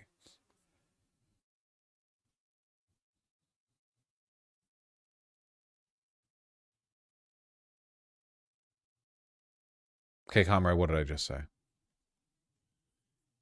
Truth nuke. You guys want to see a real truth nuke? Are you guys ready for Department of Health and Human Services? President. No, fucked it up already. RFK wants to remove fluoride from public water. Are you guys ready to spend a lot more on your dental bills because you don't have dental insurance? Get ready. On January 20th, the Trump White House will advise all U.S. water systems to remove fluoride from public water. Fluoride, this is like an ancient conspiracy, man. Fluoride is an industrial waste associated with arthritis, bone fractures, bone cancer, IQ loss, neurodevelopmental disorders, and thyroid disease. President Donald Trump and First Lady Melania Trump. Oh my, dude, JD Vance is so fucking shafted from this campaign that in a policy proposal, he lists Melania before fucking the vice president. That's crazy. President Trump and Vice President Elon Musk want to make America healthy again. Incredible. What is this? The Highwire. Expert attorney exposes decades of fluoride harms. This is the quality of the journalism we're engaging with. I haven't heard about the fluoride shit since Flat Earth. This was a popular conspiracy. Wasn't this what's it called? John Birch Society. Wasn't that? That's what this is tied to. I guess RFK Jr. is old enough that he might have been like directly influenced by this. This is literally the inciting incident in Dr. Strangelove. That rules. Hell yeah. I was big into this one in like 2012. That's cool. What the fuck? What the fuck did he link to? Trust in media hits new low. Leading trans youth doctor withholds damning study. Oh, we covered this. You'll be shocked to learn that this is a lie. Scientific fraud sets Alzheimer's science back years. Dr. Naomi Wolf reveals shocking details in the Pfizer papers. You got to scan for malware after? No kidding. Remember when they said it would stop transmission? Remember how cooked you have to be still be talking about COVID-19 right now? Everyone knows COVID's not real anymore. No one gets it. I haven't gotten it. I've never gotten COVID. I'm immune. Maybe it never happened. COVID nursing home policy. COVID-19 vaccine marketing campaign. Jimmy Dore complains about it every day. Yeah, that community makes him the most money. A close friend of RFK Jr. is also working with Trump's team. Close RFK Jr. friend whose account promoted Jew world order conspiracy theories says she's working with Trump's transition team. That's cool.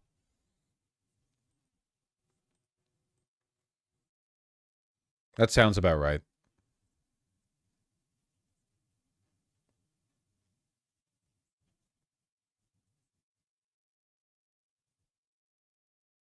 He always looks so fucked up, man.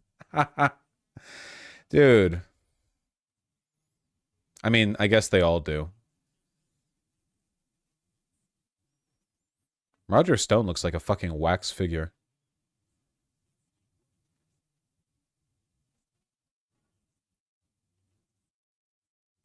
On August 4th, the Bollingers encouraged their followers to read an entire thread by the pro-Hitler account Truth Troll, published pushing a scrawling anti-Semitic conspiracy theory, the Khazarian Mafia. Khazarian? Oh my god, man. We're digging up ancient shit today. The fluoride conspiracism, the Khazar menace. Holy. That claims that many modern-day Jewish people are frauds who have hidden behind Jewish identity to oppress the world. Jew World Order. Wow, this was like unironically shared by a person who's supposed to be working with the Trump transition team.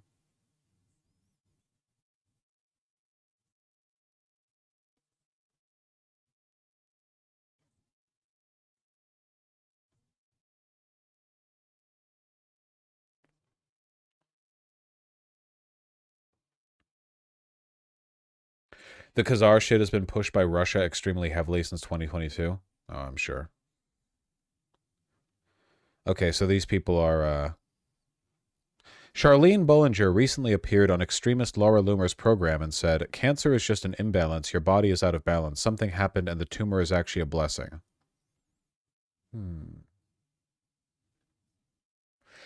Remember how I've said a lot of times that these people want you dead?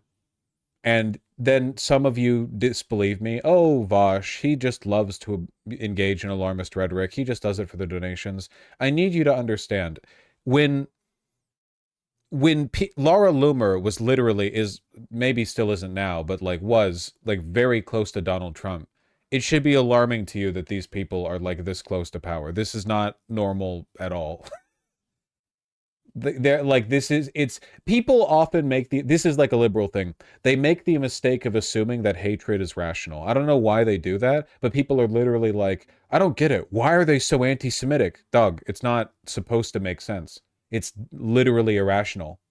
Like, hateful people don't wake up and they're like, I will adjust the amount that I hate these given minority groups to a degree that best suits my lifestyle, that maximizes the outcomes. That's it. They hate you and they want you dead. I say that because that's the truth. They don't really have like a long-term plan, you know? You know what the Nazis' long-term plan was after conquering like all of Eurasia or whatever like their like long-term plan was like Hitler drawing in crayon New Berlin. What do they call it? What was New Berlin going to be? Like Germania or something? Their long-term plan was literally, what if we made Berlin like Coruscant, basically? Except that wasn't a thing yet. What if we made it like really big and all the buildings were big and then it would be like white people? Like, what if we made Berlin white, more white, glorious white by making the buildings big? This is the level that he was operating on. Fascists don't really have long-term plans. They have hit lists, and once the hit list is empty because they've killed all those people, they make a longer hit list. They never run out of people on the hit list. They never will, ever. Because if they did, they would have to sit down and have a sobering moment and be like, well, we've killed 95% of the world's population. Now we have to figure out how to run society. And they don't want that.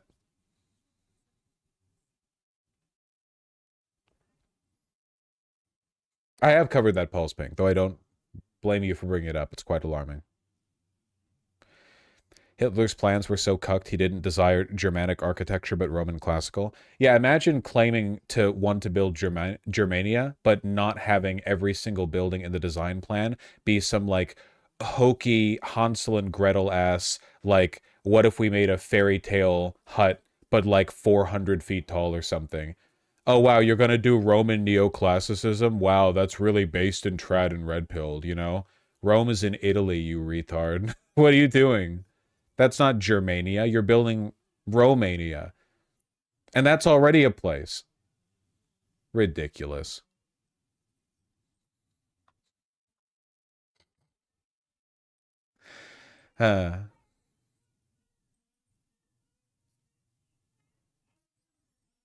Hitler actually hated it that Himmler was searching for ancient Germanic huts because he felt like Italians with their Roman architecture would laugh at that. It's like when ultra tradcon super based everything must be white types on Twitter are huge fans of anime culture, you know?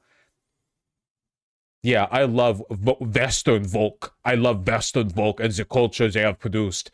Here is my anime Sona. I am a 12-year-old girl.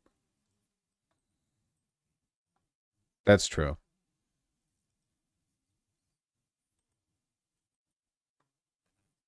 Here's my OC.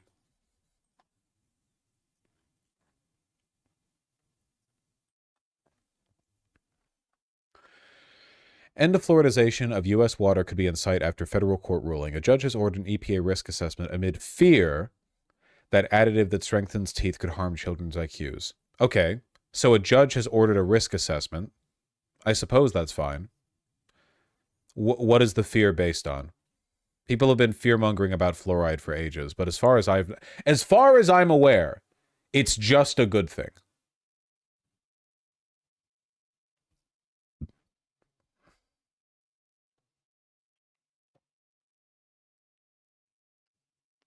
Armed with a growing body of scientific evidence pointing towards fluoride's neurotoxicity, EPA, fluoride regulations. Fuck fluoride, okay? We need to start dumping lithium into the water supply. Maybe that'll calm the cons down a little bit.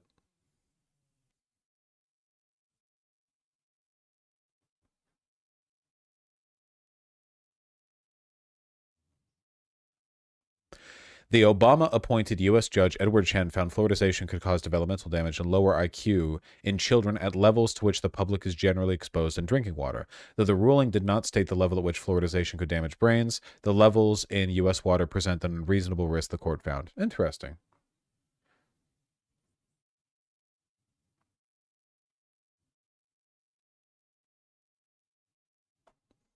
I don't know. I'm being red-pilled right now. Is RFK Jr. correct? Maybe they're also correct about tumors being a blessing because they're trying to correct the imbalance in your body's humors.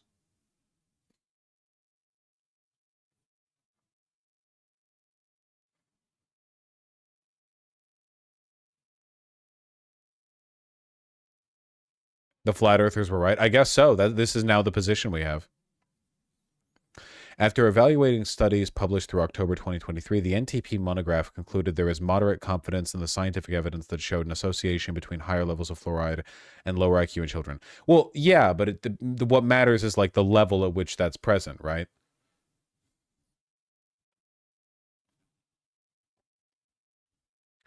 The determination about lower IQs in children was based primarily on epidemiology studies in non-U.S. countries such as Canada, China, India, Iran, Pakistan, and Mexico, where some pregnant women, infants, and children received total fluoride exposures amount higher than the 1.5 milligram fluoride per liter of drinking water. U.S. Public Health Service currently recommends 0.7 milligrams per liter, and the World Health Organization has set a safe limit for fluoride in drinking water, 1.5 milligrams per liter. The NTP found no evidence that fluoride exposure has adverse effects on adult cognition.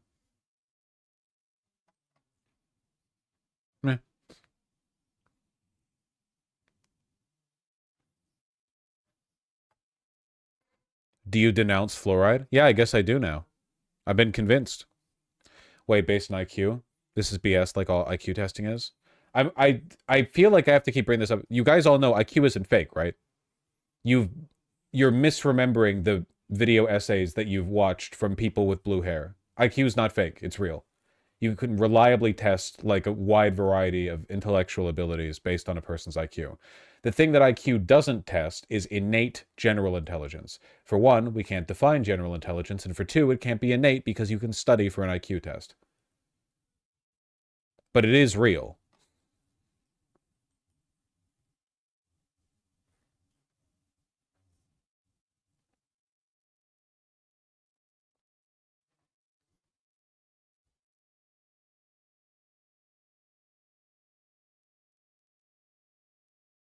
Is this the reason why British people get more cavities than us? Is it because their water doesn't have fluoride and ours does?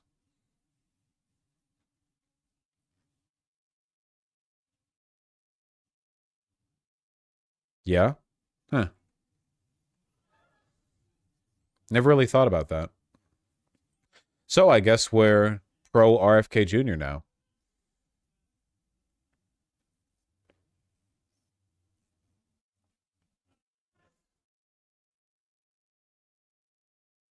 Kamala just made a guest appearance on SNL, maybe worth looking into. That's true. I would love to get a channel strike and have my channel taken down for 7 days on the eve of the election, just so we can watch 30 seconds of garbage comedy that everyone in chat is posting cringe emotes to. Worth.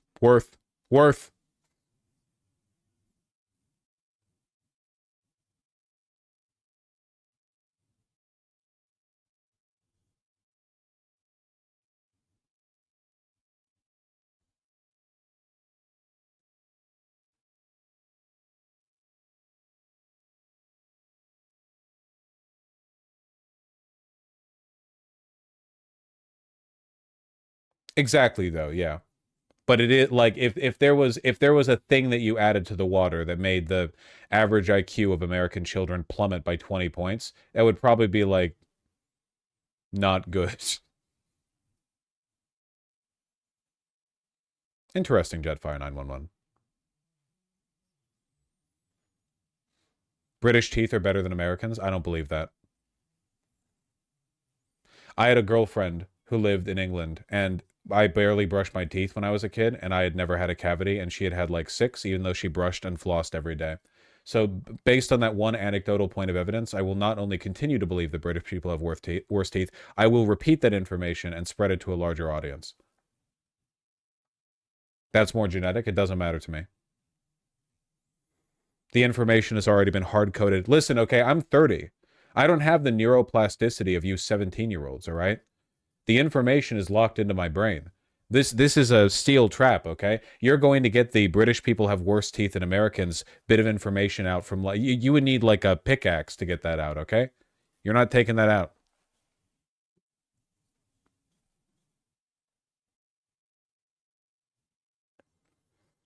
I am from the UK and I have never had a cavity. I literally cannot read what you just typed.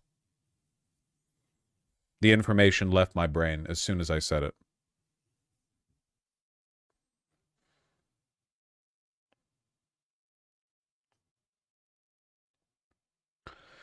Cooper pointed to a statement made by an American Pediatric Association official during a court case in which she said she would not oppose fluoridization even if it reduced 5 IQ points for up to 10% of the population. That is a wild thing to say.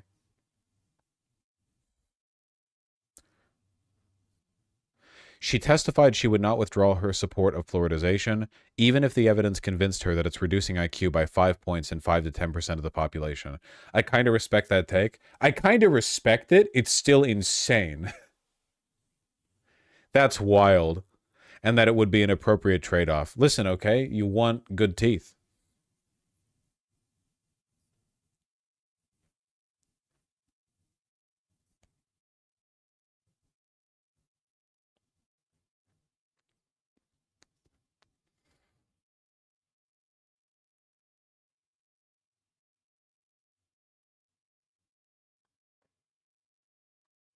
Tooth decay is by far the highest form of chronic disease in America. Yeah, you really should take care of your teeth. You know, like, having bad teeth predicts, like, basically everything going wrong with your body everywhere. Like, it's not, having bad teeth isn't like having a bad back, I guess, where it sucks, but it's kind of like, oh, your back's bad, so your back's bad. Or like you have a ankle that's bad, like, okay, so that's your ankle, you know? But having bad teeth, it doesn't just stay in your teeth. The bacteria, like, it fucks like everything. It leads to higher like rate of heart disease, of Alzheimer's and dementia, of every degenerative condition you can possibly have.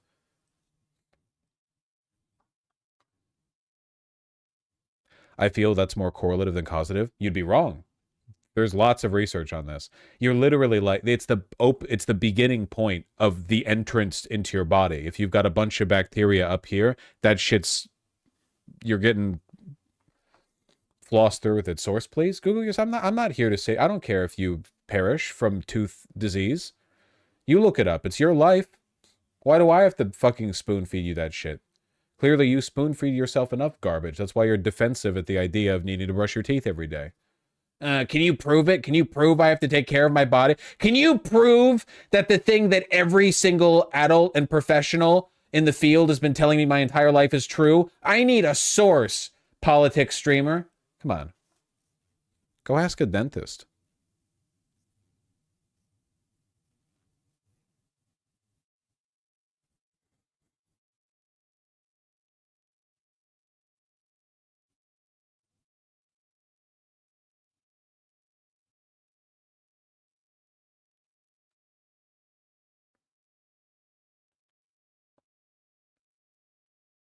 Vosh, didn't you literally say you used to brush your teeth only once a week? Yeah, and I got better.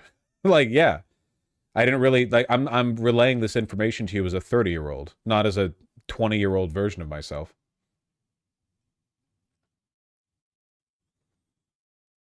How often do you brush now? I try to brush every day. I don't like 2 times a day with a floss at night every day, because I'm not perfect, but I, you know. I put the effort in.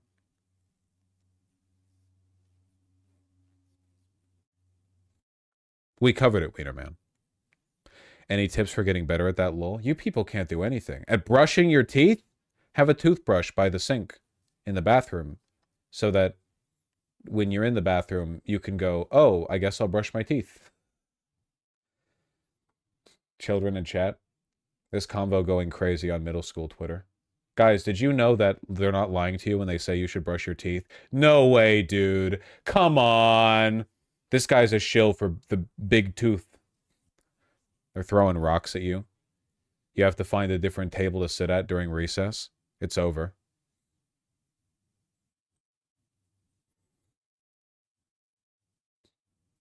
Brushing your teeth goes crazy when you've got a toothache. Actually, it really wouldn't.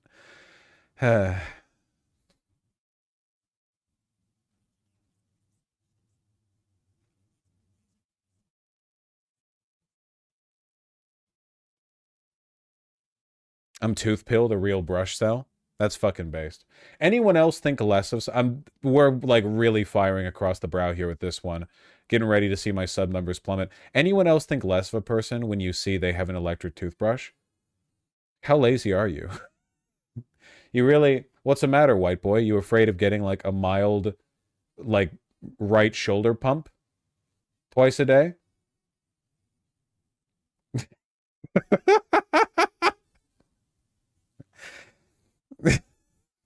They're literally better at cleaning your teeth. Okay, but is that why you have them, or is it because you're lazy and you don't want the right shoulder pump?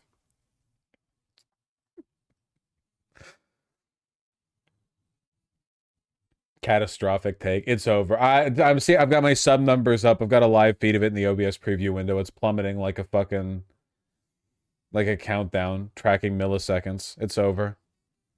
It's been a fun time. It's been a fun job. I don't know. They just kind of skeeve me out. I have this with a lot of, like, I don't know, I guess body fluids. Like, if you come on someone's back, it's cool, but if you come on the couch, it's like a mess you have to clean up. If there's a toothbrush that I use, and then you clean the toothbrush, I feel like the toothbrush is clean. If there's an electric toothbrush, and I use the electric toothbrush, and then I wash the electric toothbrush, I feel like it's still, like, ephemerally dirty in a way that I can't address without deep cleaning it. I don't really... It's, like, completely irrational. It's just... Somebody watching this right now has to understand. You can UV? That's not real. Light isn't real.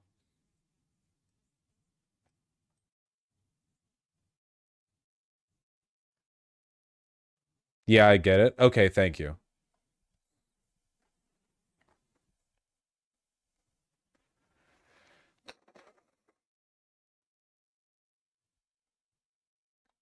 It's the moving parts, like you just feel like you can't clean it at all. Yeah, it feels like the difference between if I'm eating soup at my desk and I get some soup on my desk, it's like, oh, it's on my laminated hardwood veneer. Let me wipe that off effortlessly. But if I get soup on the keyboard, like, I can clean the keyboard, but it doesn't feel clean. You know? That's how I feel with the electric toothbrush. I don't really know. Are you using an electric toothbrush with gears? What are you saying? I haven't left out any relevant information. I've said everything I need to say.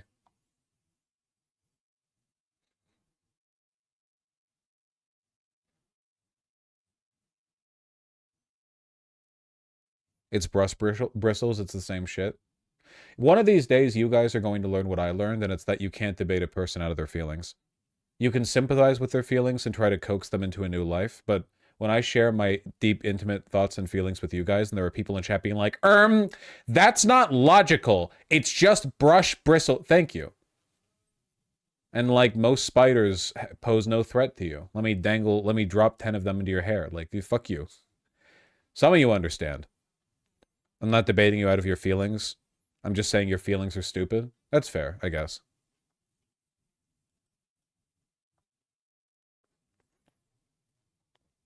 Logic cells in chat seething. It's not logical. It's not logical that you would think that they're different. It's the same thing. Now, watch me put a t-shirt and shorts on because I have sensory issues when it's 42 degrees out and going to drop lower as it goes into the night. No, guys. I'm just most comfortable like this. It's not that cold to me. This was the only rational outfit to choose. I see right through you. You're nothing to me. Oh, this actually is a really good segue, though. The private equity firms ripping out all your teeth. That's a really good bit. Can I find, like, the actual article? 1 second. This, we're going all the way. We're going from fluoride to me talking about coming on the couch to this, okay? Though, honestly, the title of this kind of covers it pretty well, I feel.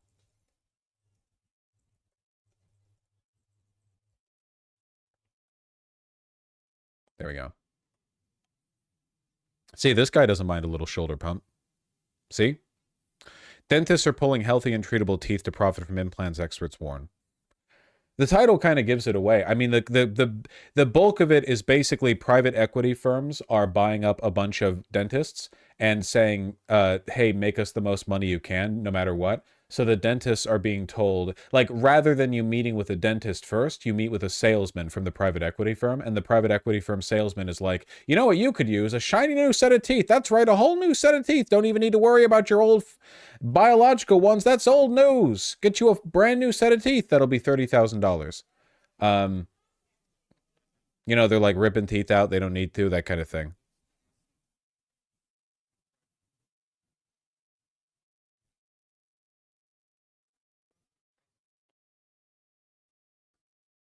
Becky Carroll was missing a few teeth.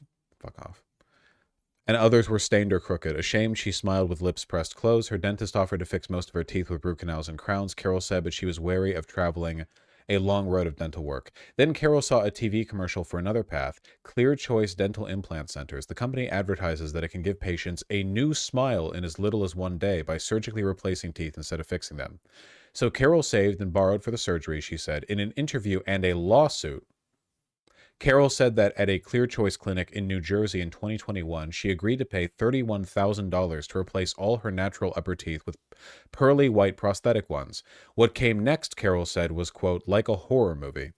Carroll alleged that her anesthesia wore off during implant surgery. Jesus Christ. So she became conscious, like literal, like the stuff of nightmares, actual, like the thoughts racing through the mind of everyone when they're in the chair. So she became conscious as her teeth were removed and titanium screws were twisted into her jawbone. Afterwards, Carroll's prosthetic teeth were so misaligned she was largely unable to chew for more than 2 years until she could afford corrective surgery at another clinic, according to a sworn deposition from her lawsuit.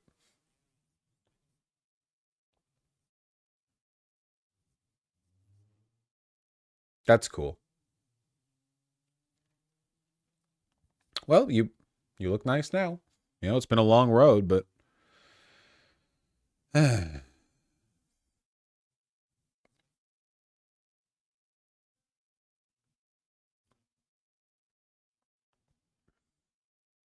Amid this booming industry, some implant experts worry many dentists are losing sight of dentistry's fundamental goal of preserving natural teeth and have become too willing to remove teeth to make room for expensive implants. In interviews, 10 experts said they had each given second opinions to multiple patients who had been recommended for mouths full of implants that the experts ultimately determined were not necessary.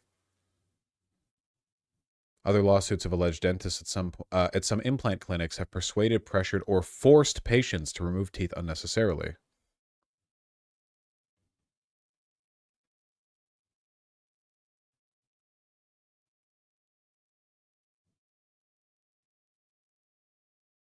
Huh. Yeah, the basic gist of this is just private equity ruining everything. Like, we used to live in an economy where the stores nearby you were run by people who cared about their reputation. Fundamentally, a market economy works only if people who are selling you a product or service care about their reputation. If you live in small town America and there are like local hucksters and swindlers and so on, people will stop going there. And then they will like not have money. They will run out. The problem is that private equity just buys and sells these businesses in huge blocks, you know? They're not in it for the long haul. They buy low, sell high. You buy a company, have it engage in policies that are ruinous for several years before selling it at the height and then dipping out. The long-term reputation of these clinics means nothing. And it's harder and harder to like even assess the reputation of a clinic with, you know, everyone has like, oh, the Google ads say they're good, but you can bot Google ads and so on and so forth, you know. Basically, like no large companies care about their reputation anymore. Or I shouldn't say no large companies. Basically, no industry is now made up majority of companies that care about their reputation or image because they're just doing the short-term like profit maxing bit, you know? And then they don't go back to being good after the private equity ditches them. Well, usually it bankrupts them. This contributes to the constant cycle of businesses opening, being good for a second, being terrible for a while, closing, crash, everyone like goes bankrupt. The only people who make money from this are the private equity firms' owners and shareholders, who of course make billions. And, you know, everyone suffers. Folks, they're telling me about this capitalism thing. They're telling me it's not good. They're telling me that it's not a good system. And I'm telling them, I think you might be right.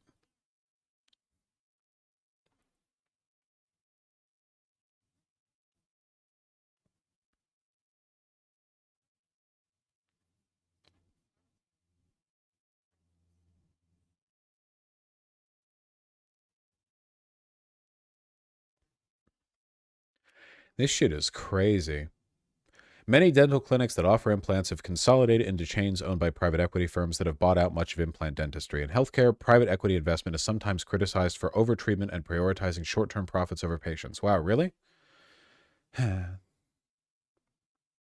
I keep telling people, and they know no one listens to me because no one likes to listen to a quirked up white boy with a fat ass. But it really does just come down to Wall Street.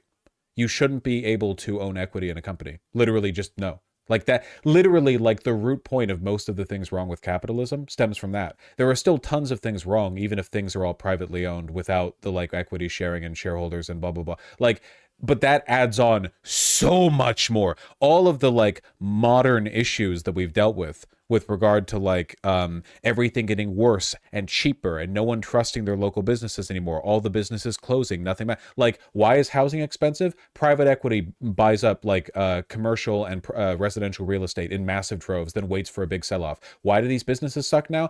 Bought out by private equity, cheapened, ran into the ground, they sold the copper in the walls, and now they've like bankrupted it, but the people who did the private equity acquisition are now worth billions, you know, like literally like every level. And what do we get from it? The ability to invest in companies? You already had that, motherfucker. It was called buying their product, idiot. You want to give up, you think that a company's on the up and up and you want to like get a share of the pie? Go fill out a job application form. Oh, you really like how Microsoft is doing, huh? You really think Microsoft is going to the moon? That's great. Learn how to code. You think they're doing well? Go work for them. Or if you think they're producing good things, buy their product. I hate you. There's also just giving them a loan. Literally, yeah. You can give this, but banks used to be like the normal way of starting up a business. I guess it still is, but you also have the equity thing. Loan with interest.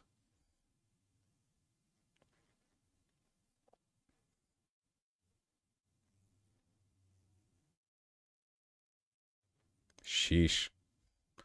Hundreds of implant clinics with no specialists. Absolutely horrifying. Genuinely horrifying. So yeah, to cap off this long rambling segment, we stand RFK Jr.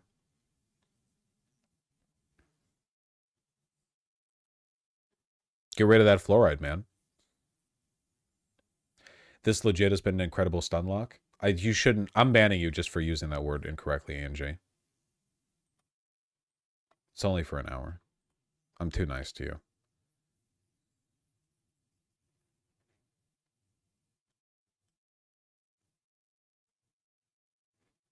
Jesus, I am tired.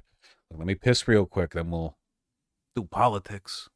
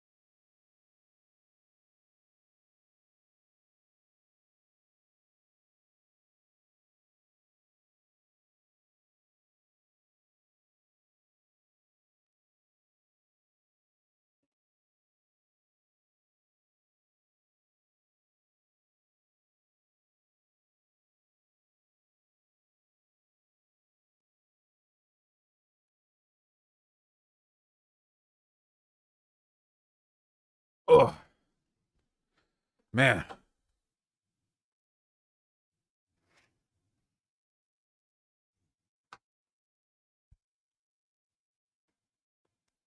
Love that shirt. Where'd you get it? Double RL.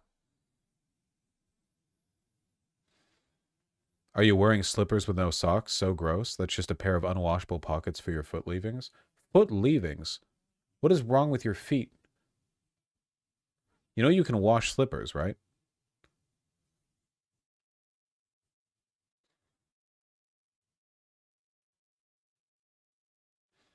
You can also wash your feet. Well, yeah, but you can also wash your slippers.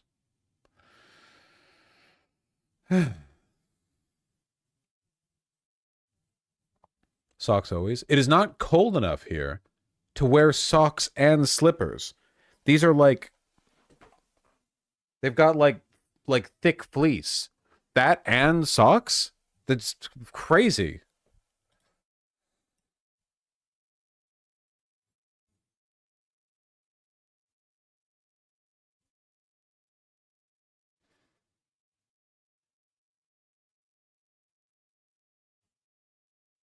I thought you were brave, streamer.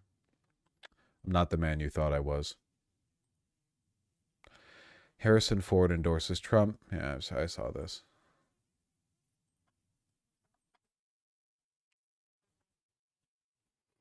Yes, Vosh needs some Uggs ASAP. These are Uggs. Those are Uggs. Uggs has some good shoes, you know?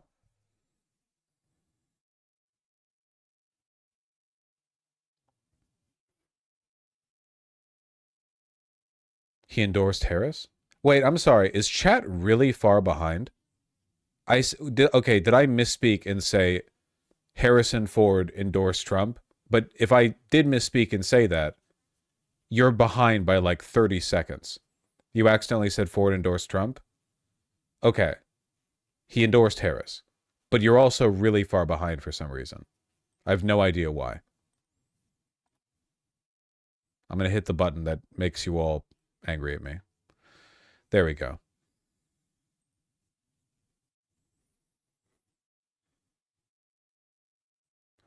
Vosh scared the shit out of me. Yeah.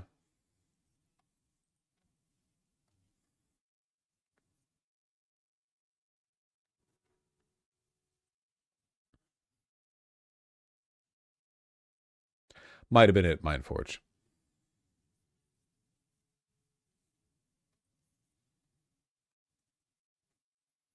You'll know when we are, C-ROM. Do you remember how a little while ago, we've talked extensively about Elon Musk's America PAC, everything that he's done in the state of Pennsylvania to try to get people to vote for Donald Trump, up to and including literally just paying people to refer voters and having a $1 million a day raffle, that kind of deal. We also talked about their extensive canvassing efforts. And then, if you might recall, we heard word that there were, let's say, allegations within America PAC that the canvassers operating within it were not doing their jobs properly, that they were often being like, they were engaging in fraud. And I talked about how this is why you don't pay canvassers. Because if canvassing is rewarding but difficult, but it's only rewarding if you agree with the cause you're canvassing for. The reason you want volunteers is because you want people who are earnestly interested in convincing people.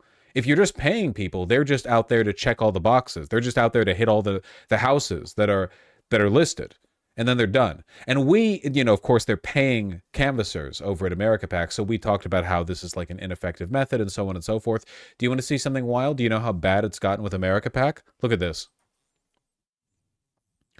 I'm not joking.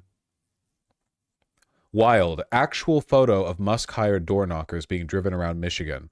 This group of mostly black workers were driven in the back of a truck with no seats.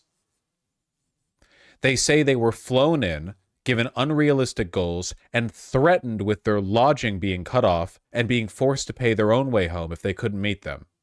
Some of them didn't even know which candidate they were working for. They're literally stuffed in the back of a van, sitting on the ground like dogs. I don't even know. Like what? It turns out that in a desperate effort to get canvassers for his PAC, he has basically been engaging in the like same employee finding strategies that Qatar and the UAE engage in. You know, we're literally doing like, okay, find guys who are outside Home Depot by a white van and offer them a $5 bill and don't tell them any details, you know?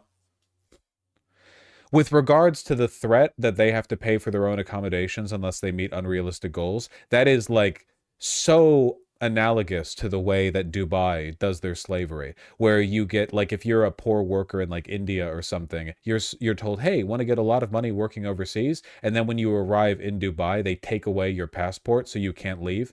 And then, like, congratulations, you're a slave now.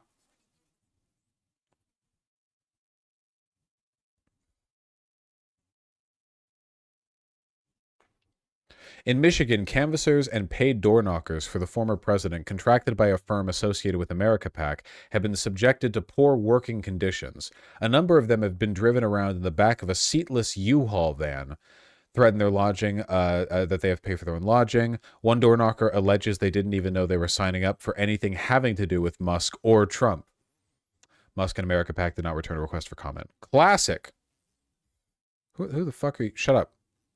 Wyatt Earp. The contract these door knockers signed with Blitz Canvassing, which is a subcontractor of Musk's America PAC, said they are expected to maintain a 17 to 22% engagement rate during the campaign. Whew! Which is a high target relative to the number of people who typically open their door for a stranger. Yeah. A group of out-of-state America PAC canvassers were told during a recent team meeting that if they didn't hit their targets, which the door knocker says were more than 1,000 a week on total doors knocked, the organization would stop paying for their motel rooms. Classic stuff. Remember, I know I repeat it a lot, but it's the informed simplicity. Sometimes the enemy is literally just evil, like on every level. Like sometimes you are, in fact, in a fairy tale, and all of the people who are leading the charge against you are comically evil. Like, all of them down to a man in every way. Just completely devoid of human moral consideration.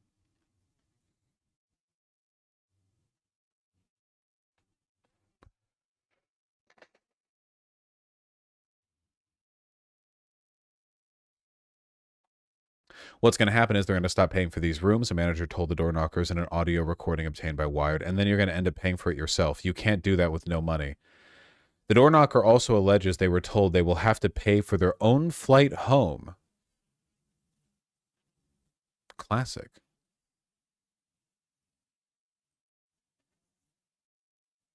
They didn't know they were doing this for Trump. After I signed over an NDA, that's when I found out we are for Republicans and with Trump. Really speaks a lot to the power of the ground game they've got going on over there, you know?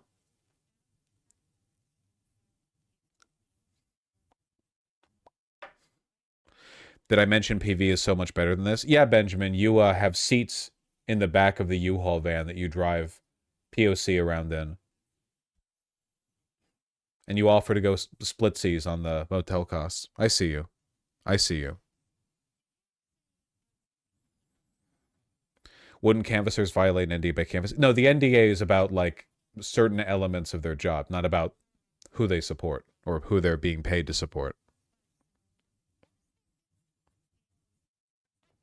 Field organizing does not normally work this way. The gold standard for door knocking apps is Minivan, and transportation usually involves carpooling with other volunteers or campaign staff offering a ride, preferably with seatbelts. Like Progressive Victory! Volunteers, not paid, except for the organizers, of course, because they're doing, like, constant, like, work, you know, yeah.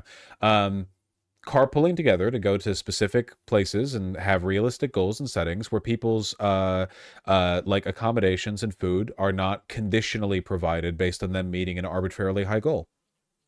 And the house canvassers, yeah, but the house canvassers are fucking living out there, you know? They gotta be paid. Initially, the paid door knockers for the Blitz subcontractor didn't have transportation to get around Michigan since no one in the group had a valid driver's license. Incredible. Literally, they're rounding people up from outside the Home Depots. Really, not a single person while canvassing in Michigan did you have a Michigan resident with a driver's license. Like, you're not only getting people from out of state, you're getting people from out of state who have no... That's crazy.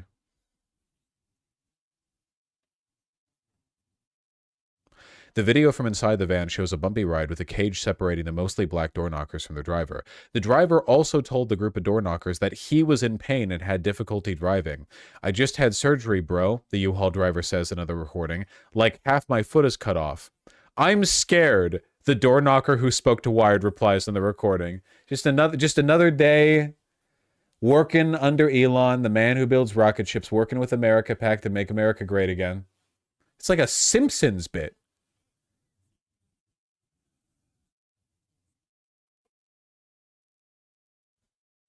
And all the manager is concerned about is how many motherfucking doors the bitch got. I'm just reading the quote. I know. I'm aware. I'm a little bit not melanated enough to read it verbatim, but that's what the quote says. Sorry, I should have said, yeah, motherfucking doors. There we go. Is that better for you jackals?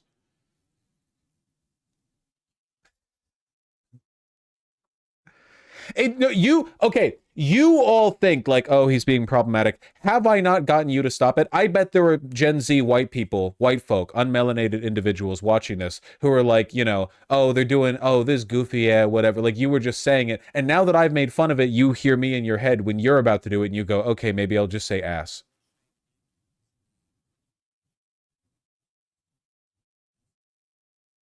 I'm correcting you.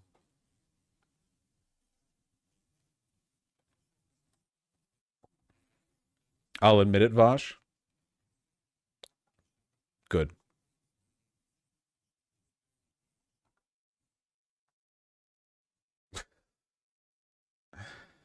I do not understand the bullshit, Lamau. All right, Stardust Comets. So named because that too is the hue of your skin. That's fine. We'll move on. The canvassers were then dropped off roughly 40 minutes apart from each other, relying on the mobile app to log their interactions at front doors. 40 minutes apart. They weren't even in teams? Maybe. 40? In a so like if things go poorly, you're like maybe more than an hour away from the guy with the van? With the U-Haul van? In a contract agreement reviewed by Wired, door knockers were given specific performance guidelines along with a mandate to keep the GPS function of their personal device turned on during all working hours. Each knock at the door must be done in 15 seconds or less, and the contractors must remain on a property for at least 30 seconds. Wait. Each knock must be done in 15 seconds or less, but you must be on the property for at least 30 seconds.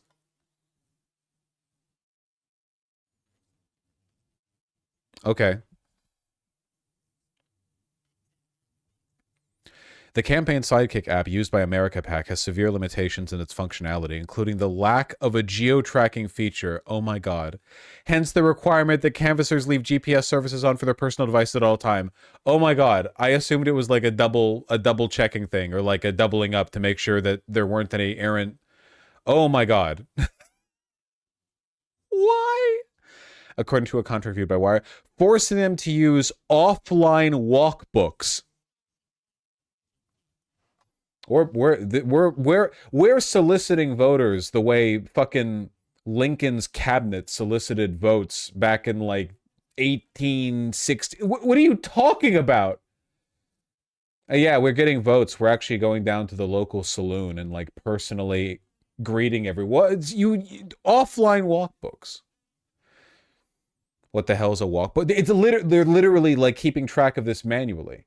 This is hundreds of millions of dollars have gone into this pack, and they are tracking the canvassing efforts of thousands of people using ledgers and spreadsheets being written by God knows who that they've flown in. The apps to canvass that have like GPS stuff, like this has been around for over a decade. Well over a decade. We cannot forget Elon's giving people $1 million a day. Actually, believe it or not, a DOJ spook got him to stop it. I know, I can't believe it, but the DOJ was like, hey, cut it out. And he did.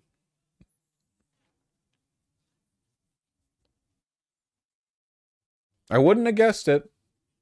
I mean, Garland's still a massive pussy, but, you know.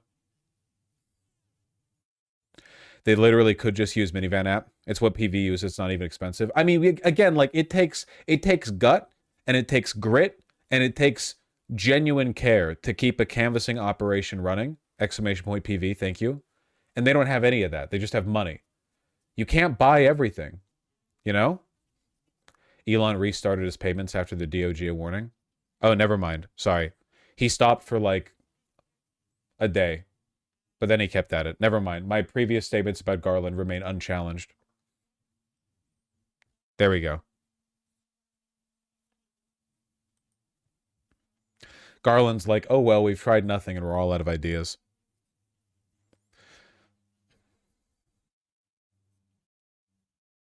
Recommended attire includes a red polo shirt with khaki pants or jeans. If I look out my front door and I see somebody holding a clipboard and they're in a red polo shirt and khaki pants, I am opening that door only to slam it.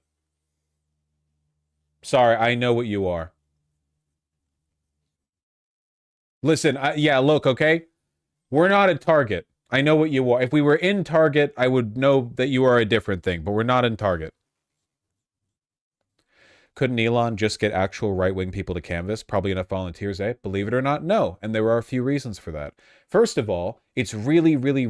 So he wants to move a lot of people quickly, which means he has to offer money. If he wants to offer money, that means people are doing this as a job, not like for volunteering. If people wanted to volunteer to canvass, they could have already signed up with Trump's campaign. Like, there are already things Republicans could have done to sign up. Another thing is that the most active evangelists for Republican policies are losers, degenerates, pedophiles, violent psychopaths, and generally like odious people, you know? Whereas the most aggressive advocates for left-leaning policy are college students who are generally charming, affable, polite, and you know, a delight as they open the door and you see like some bouncy 5'2" girl who's in her third year of college asking if you want to sign a petition to save the bees. You know, there's a huge... Just imagine like opening your door to a college student asking about the bees versus like the kind of person who would volunteer their weekends to canvass for Donald Trump. That's it. That's literally it. There's a reason why Democrats have had ground game for a while and Republicans haven't. It's literally that. It's not even a joke. It's genuinely like they're weird freaks and it keeps them from being good at it. Republicans don't even like being around Republicans. They have to sanitize those interactions through like online, you know, dog whistling and memetics and so on. But like interpersonally, this is the reason why Republicans are always screaming from the rooftops, please don't stop being friends with me just because I'm Hitler. We shouldn't let politics get in the way of friendship. Liberals don't say that about conservatives, man. It's the other way around. There's a reason Republicans like dating liberals. Literally, you go go look at conservative men's circles, and they are constantly talking about how to attract liberal college girls or how to not put them off. Now go to liberal college girl circles and see what they're talking about. I just really wish there was a guy, a smelly 19-year-old with a Pepe avatar who really liked Rome, who would woo me and sweep me off my feet. No. Not happening. There's none of the opposite.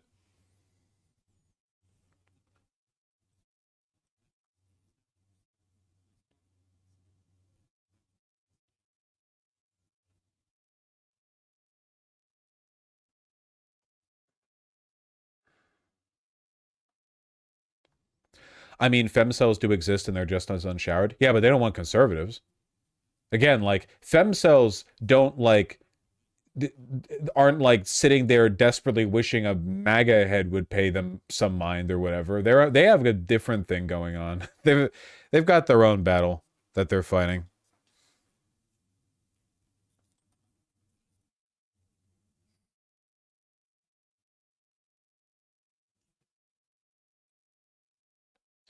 Femcells aren't real. They can't hurt you. Well, they can't. They're femcells. Definitionally, they wouldn't want to be close to me. They don't want to be hit with the Rizzler stare. That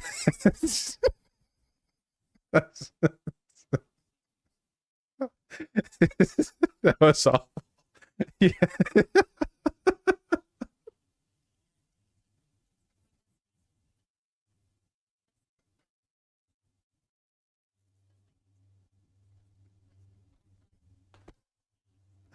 Yeah.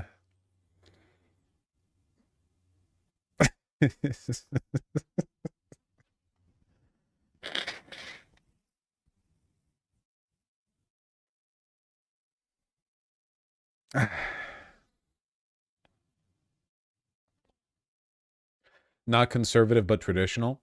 I really, truly do not think many women want a traditional guy these days. I feel like there's a section of women who want a traditional guy, but those women are already conservative women, or it's like a very small subgroup that want like a guy who cares about them more and doesn't play as much Warzone, or maybe they just don't want to go to work or something, you know? But like the problem is that the traditional guy doesn't exist anymore at all, because you're literally referring to an antiquated set of values. Those conditions don't exist because you're talking about imagined artifice from like the past, you know? Like what do you, yeah, like, because a lot of women, they say like traditional guy, but they don't know, like, what do you mean by that, you know? I love those slappable jerk videos about the guy who wants a trad wife without being a trad husband. Yeah, like the, will you cook and clean for me? Well, I don't know. Will you, like, go out and work tirelessly and have 1 hour of free time every day? All the guys who say they want a trad wife, you play video games for 7 hours a day. You're not providing your end of that arrangement. They just want a mom. They just want a mom. They just want a mom. And I gotta tell you, there are a lot of guys who want a mom and a girlfriend. There are not a lot of girls who want to mom a guy. There are maybe girls who want to like dote on a guy, but like having to tell him to wash the dishes when the dishes have been in the sink for 2 days and he's home alone that day because the mom's out doing chores.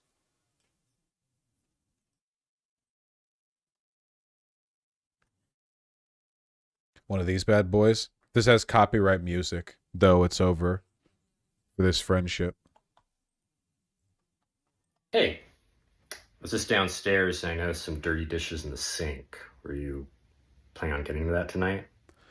Vosh, if you look up how to attract a liberal college girl, the first result is from r/men's rights, asking how to date a liberal girl. And if you look up how to attract a conservative college guy, the first result is somebody complaining about always attracting conservative men. That is fucking amazing, and I completely believe you, and I'm not even going to double check because it's spiritually true. I'm not going to double check that. I already have accepted it. I'm going to repeat this as fact. to everyone in the future. I believe it. So then how are they get cleaned?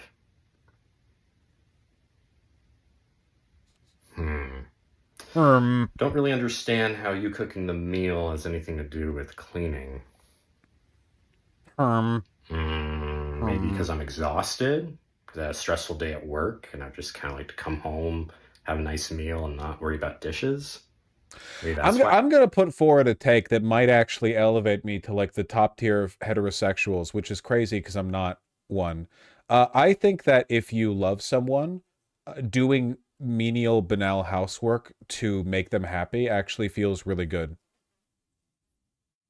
Maybe this is like a wife guy trait or whatever, but it's like, what are you complaining about?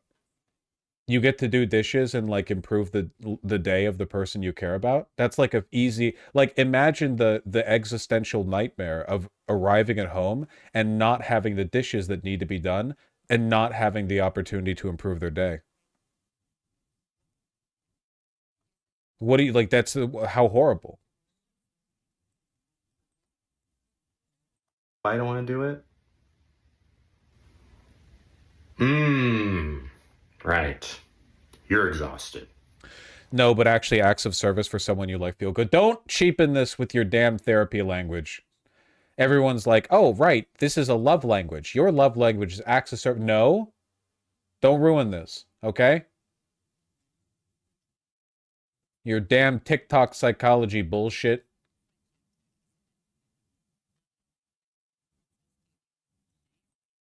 Yeah, working in an office all day in front of a computer screen.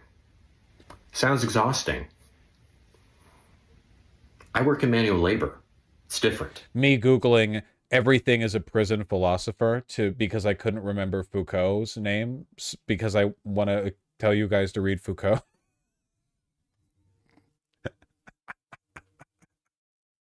Thank you, Google.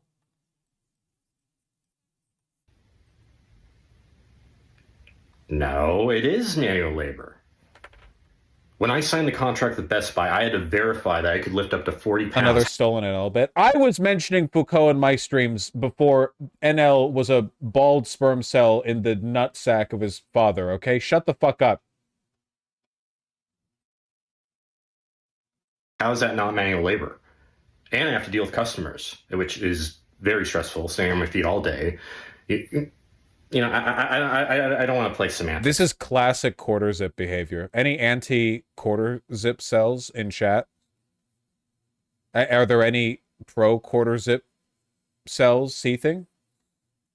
With you, you know, if this was a discussion between my parents, question of who would do the housework, this wouldn't even been a question. Yes, my mom did everything: cooking, cleaning, laundry, everything. Did my mom have a job? How's that relevant? No, she didn't go to work. But again, how is that relevant? This guy's intonation is fantastic. This is a very talented. So you're saying you would only do all the housework if you didn't have to work. Right. Well, now you're just being patronizing. Because you know we can't do that. We need two incomes. This economy, this day and age, I mean, we're living in different times. Why can't you get that? This guy rules. I think that if you have a wife or girlfriend, you should act like this to them sometimes as a shit test. Because if they don't at some point go, you had me, then that means either you're doing it wrong or they're doing it wrong. Either she's being uncharitable or you're too close to this normally for her to identify that it's a bit.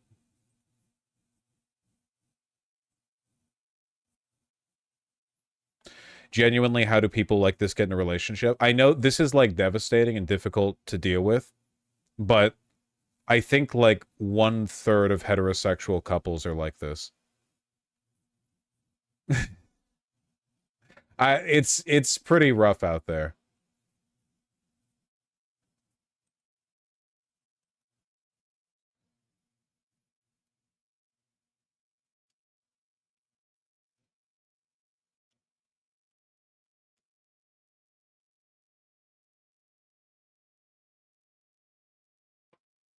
How do they pull, but I don't? Because actually, you have to actually go out and talk to people. Being like a nice person in your head as you stare and leer at the girls in their like tight leggings on the campus quad doesn't actually compensate for not talking to them. You have to talk. You have to be social and engaged socially.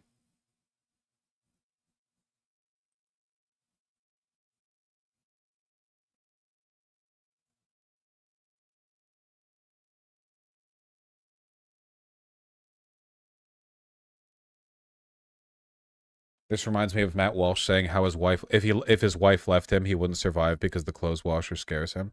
Genuinely, like, so pathetic. What are you talking about? There's literally a big button on it.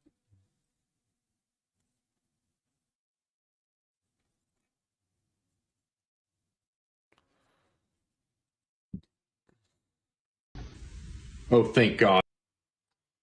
Doe, you would be astonished at what I'd be willing to play if I thought that it would hurt my audience.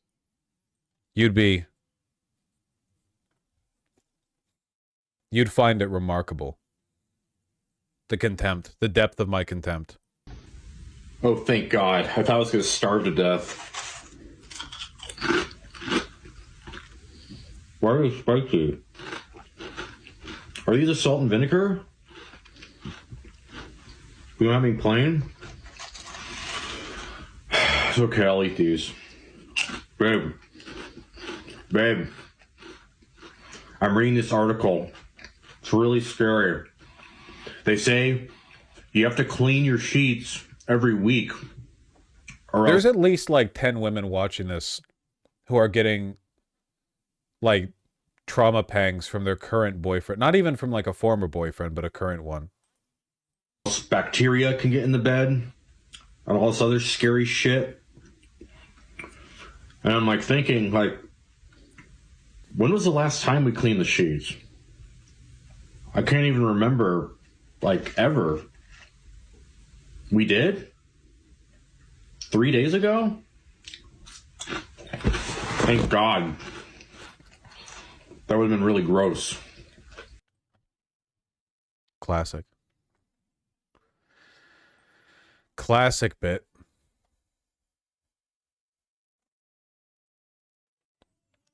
Did you see Tim Pool versus Sam Cedar? No, I haven't yet. I've been busy all day today, and I didn't get to it before the end of last stream.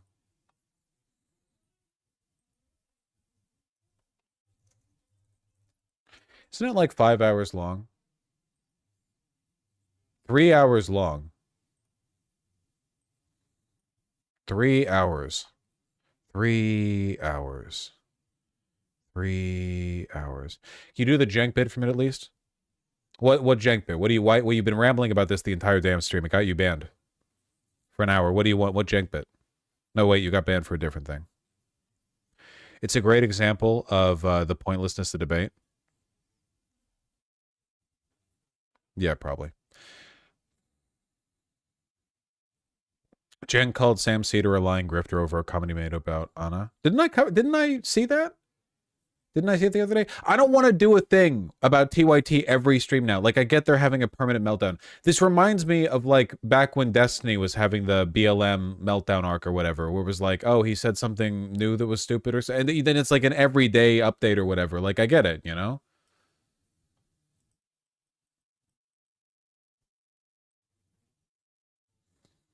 Yeah. I took a look at this. Benjamin.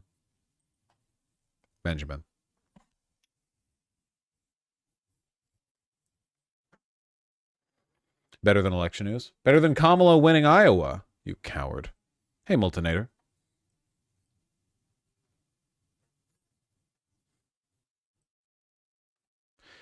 I might go over the Tim Pool Sam Cedar bit, but I'm just going to call this right now, right here, right here, right now, right here, right now, right here, right now. I'm going to say that needs to wait until after the election. Like, I know maybe some of it gets dated by then, but I gotta listen. Yeah, we'll cover it. We'll start watching it at 11 a.m. PT on November 5th. Perfect time to start watching it.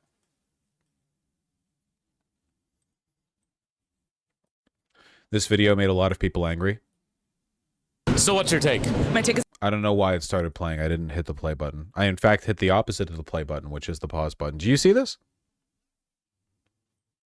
So what's your take? my take is that a lot of queer people lead hetero lives. A lot. You ever... I'm going to be really mean to this individual. Can I say they're a woman? No, because the woke mob will come after me. When you have that many tattoos and you talk the way this individual does, I don't know what you are, to be honest with you.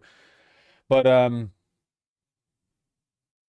you ever get a look at a person and know for a fact that they think they're really interesting? I shouldn't be too mean, because they don't say anything that bad. Lives A lot of queer people lead hetero by lives. not unpacking their homophobia. Secret homos, if you will. Exactly. Can I say secret homos? Sure. You get a pass. Or no, quiet queers. Quiet queers. These quiet queers live in straight lives. Exactly. Wearing khaki pants and tucked in blue t-shirts saying, I'm gay, but you're not. Well, also because they refuse to destigmatize, decolonize their brain. Can I be real with you guys? The use of the term decolonize in any context other than the literal historical decolonization of a territory, this always tells me you're insufferable. Like 100% read. It's not just a red flag. It's like you're red. You're even wearing red. It doesn't mean anything. It does not. There's always a better word. It's just one of those like buzzword. It's the way like corpo speak leeches into the vernacular of some people who spend way too much time in Zoom calls, you know? It's leached into you from like the most insufferable parts of the internet.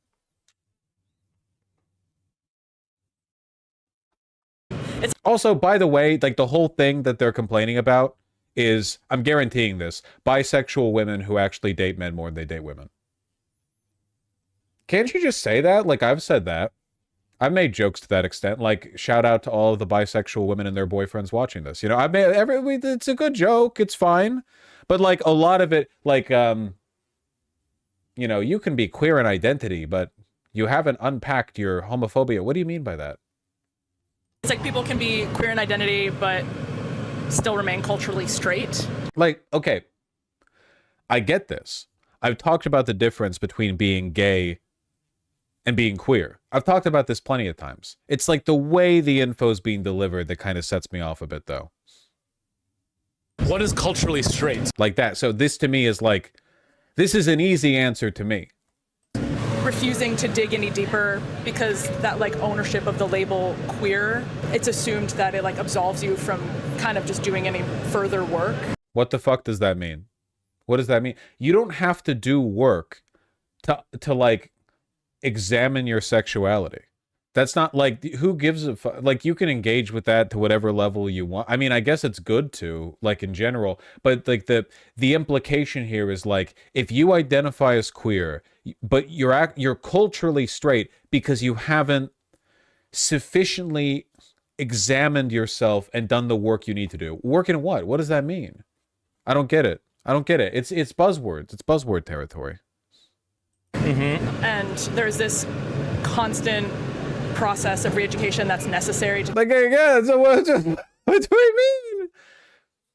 Tell me you've been recently ghosted by a bisexual woman without telling me that you have recently been bisexted by a ghost of a sexual woman.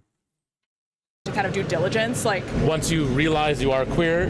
Well, I'm looking at gentrifier bisexuals. Exactly. Gentrify. Again, what's with the shibboleths? Gentrify. Again, if you use gentrifier in any context other than the literal practice of raising the housing and neighborhood prices with the such and such, like, what does that mean? It means that they recently got stood up by a bisexual woman who has a boyfriend. That's it. Literally, that's it. I'm sorry, like, I'm reading it.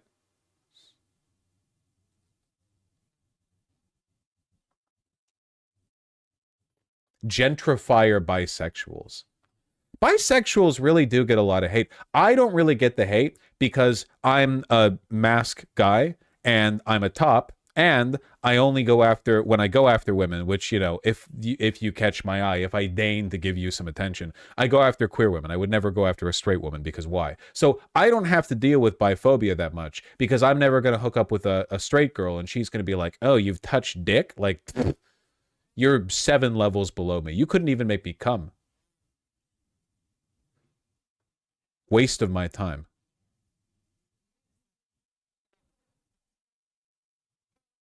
Is she right? Have I touched dick? I have touched dick, yeah.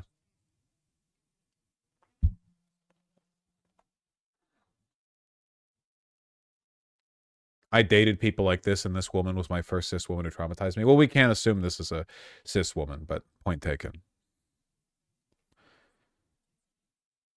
But biphobia is a real thing. Specifically. Gentrifier bisexuals. What are those? Gentrifiers who are bisexuals. So you don't have an answer. So you were stood up recently. Okay, gotcha. Not digging deeper into their internalized homophobia. What is it? So a guy... Yeah. Gentrifier bisexuals are homophobic. Yes. This is fascinating. Yeah. I, unfortunately, am straight, so I don't really know enough. I agree, though. Amazing. What am I going to do? Disagree? Do the work, people. Do the work.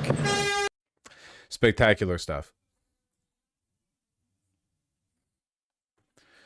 So it's a good interview, you know. It's just... This has gotten a lot of... negative attention. Why does it feel like everyone in New York City thinks they're the main character? I feel like there's been a paradigm shift, and we're doing to people who live in New York City what we used to do to people who live in England, which is that having identified that people from there are getting glazed for no reason, now anytime anyone on Twitter posts like, yeah, the MTA over by 47th is like really stinky today, people in chat post Wojaks of like a sour soy Wojak holding a sign saying, I'm from New York City and I'm very important, you know? Like, the tendency for people from NYC to talk about stuff in NYC, like, without explaining that it's in NYC, you know? Because people in LA don't really do that as much. The, like, main character syndrome, which is funny because there's lots of people in LA with main character syndrome, but they don't do it to the city. Mainly, I imagine, because LA isn't actually a city. It's a landfill.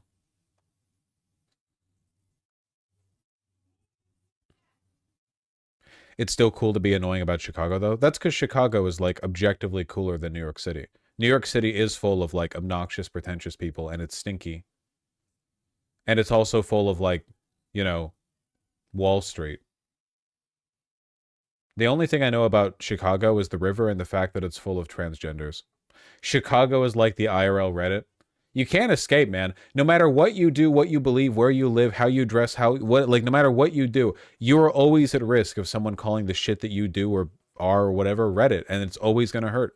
It's always going to hurt. It doesn't have to be right or wrong. If it's spiritually true, it's true, and it always hits like a damn bullet.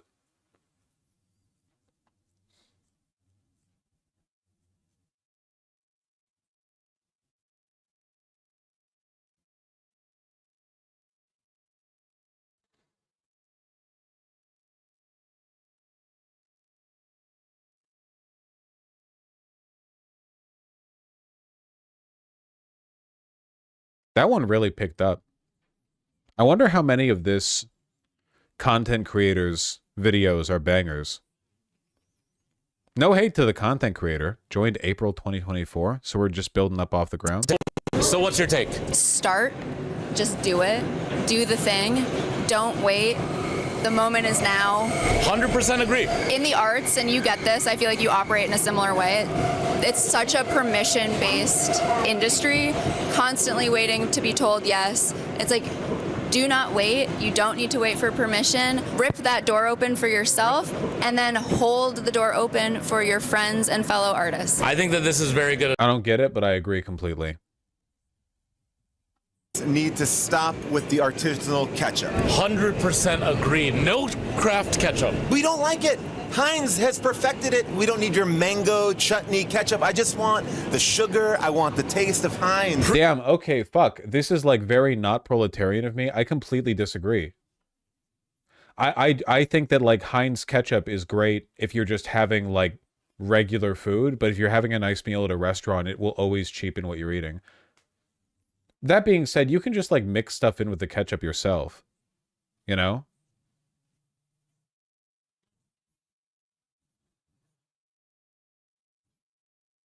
I'd rather have cocktail sauce than ketchup. The restaurant made ketchup is always asked. That's not true. I would love like a mango chutney ketchup or whatever. A horseradish enjoyer? Very much so, yeah. Horseradish kind of fucking bops. I love that like wasabi spice kick you get. That shit hits way better than any actual spice. I like spicy food too, but you have like a like a big dip or something. Even with fries, I'll dip fries in horseradish over fries and ketchup any day, 100%.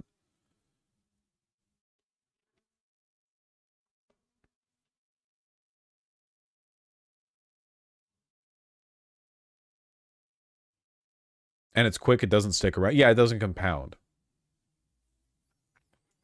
Fries and mustard is best. You know what the position I'm willing to die on the hill of is? In spite of the hate and the denigration, we have to acknowledge that honey mustard is delicious. I know that it's the chicken tendy food. I know that it's the I have been a good boy, peepo, and I am going to spend my good boy points on some chicken tendies dipping sauce. Honey mustard is good.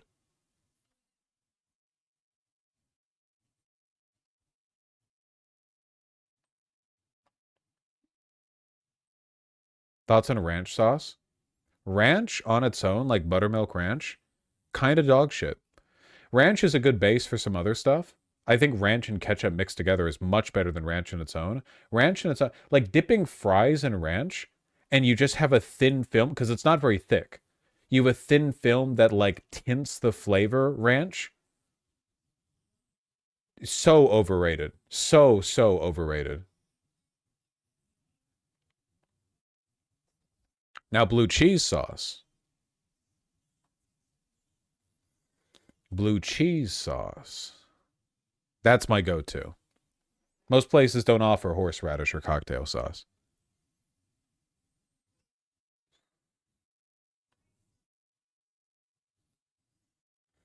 Your ass wouldn't last a minute in the Midwest. SMH, ranch is king.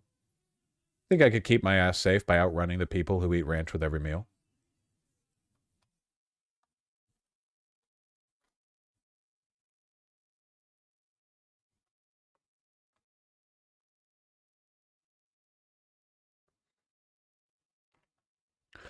TBH, you're not eating at a restaurant if you want to add condiments. You're eating fries and a burger from somewhere with an interior design budget. So controversial and yet so true. If you're having a really top tier meal, you don't want condiments. Yeah, that is 100%. Yeah. But it has to be like good. Like you can have a good burger and fries and yeah, have some ketchup with it. Like, yeah, cool, you know? But if you're having like a good meal, you shouldn't want to dip anything in anything. You've got what you need right there. You have like a perfectly balanced flavor palette in every bite.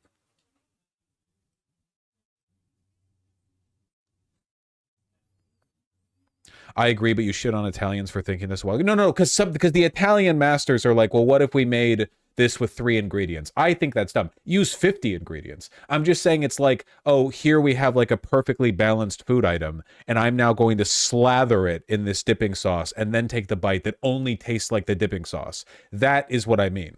Like a mediocre to mid-tier burger, it's like, okay, here's the burger. I'm going to dip it like a little bit in the, I don't know, ketchup, honey mustard, blue cheese dressing, whatever, and then take a bite. And it mostly tastes like the dressing, but you still get the flavors of the meat and the, you know, the aioli and the so on. That's still good. But if you're eating a truly spectacular burger, you don't want to ruin that beautiful flavor palette by saturating it in some super flavorful dipping sauce, you know?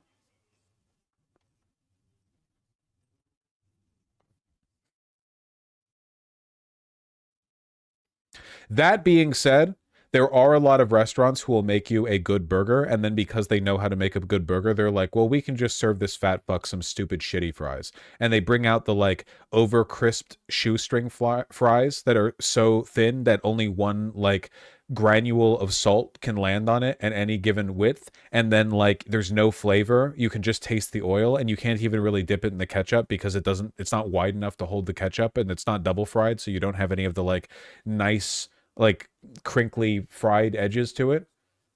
That shit sucks. If you're getting lazy on the fries, that's a huge ding off the burger too. They're meant to be an accompaniment. It's fries and burger. They're supposed to go together, okay? You can't fuck up like half the meal, or I guess a third of the meal, and go like, oh, well, we nailed the fancier part. They both have to be good.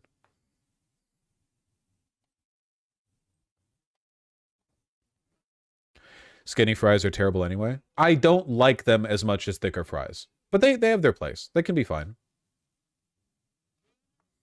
I think that like wedge cut fries, steak fries, just I think larger soft fries.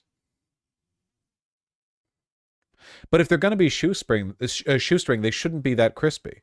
The beauty of a shoestring fry is when you get like 4 of them in a bundle, you know, like a bunch. And then you like dip in the ketchup or whatever. I don't think that a shoestring fry can ever be truly great the way that a good wedge cut fry can be. Anyway.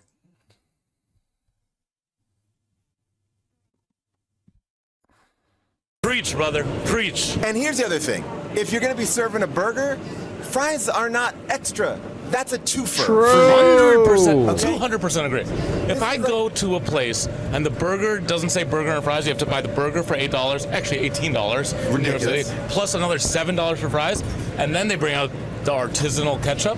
You're wrecking the experience. I don't even enjoy the fries, and the fries are the best part. And you can give me a little carafe like this big. Like, don't treat me like an animal. And think about the poor person in the kitchen crushing tomatoes. Is that what ketchup's made of? I don't know. I don't even know how you make it, but I know. We stand kings with strong, passionate opinions, despite having a shocking lack of knowledge of a very basic, like, elementary school factoid. I don't think anyone knows. That's why it's so bad. The Heinz factory is a mystery. Yeah, the Heinz factory has figured out something that no one can duplicate. What about Kraft mayo? Have you ever had that? That I can at least get a little. Isn't a Kraft mayo just aioli? Like functionally, if no one would ever say a Kraft mayo because that sounds ridiculous. They would just say we have like an aioli, and aiolis are amazing. A little bit behind. 100% disagree. Really? I want Hellmann's. Oh, I mean, I'm not saying Hellmann's. I'm gonna go for Hellmann's. Mayo at least is like eggs, and it will taste a. Aioli isn't supposed to just be flavored mayo. Yeah, it's like mayo that's been like whipped and it has other ingredients in it. But I've never heard of anyone say like, "Here's our Kraft mayo. It has lemon juice in it or whatever." Like the aioli is a different. But that's what you would. If they're giving you a fancy pants mayo, I would assume it'd be an aioli. Aioli isn't mayo? Oh, am I mixing stuff up? A little bit like it. It's just oil and eggs? Oh, okay. I mixed it up. Well, look at that. Now who's missing out in the basic elementary school factoid?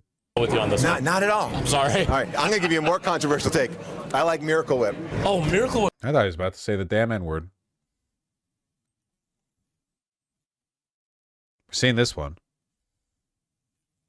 Reserved seats are social. So what's your take? No more reserved seats. Our social lives have gotten too convenient. 100% disagree. I'm not going to a movie. I'm not going to a show. I'm not going to a concert. I'm not going to anything unless I'm reserving my seat. No, okay, but listen, what you're doing is you're existing inside of your own bubble, right? I actually agree with Green Jacket here quite a bit. I think that the particulation of every element of our engagement with broader society down into like, here's your this and that, here's your seat, your lane, your car, your parking spot, your this and that. I think that it takes away a lot of the like human element of just going outside and you do a thing. But that would also require a more walkable environment. And I understand that a lot of people in America have to drive 35 minutes to go to their local like laser tag. So, you know. No, Vosh, bad take. I want reserved seats in an airline in a movie theater. I can't really relate to this because I don't reserve my seats in an airline or a movie theater. Whenever I go to a movie theater these days, because movie theaters are fucking dead and empty, there's just a million seats for me to choose, and I never reserve my seats in an airline. I just accept what they give me. I don't... Listen, okay? The strongest reed does not fight against the wind. It bends with it. I don't want to, like, If I $48 more, I might be able to leverage this to get an aisle seat rather than a middle seat. I accept whatever God has in store for me, and that's it.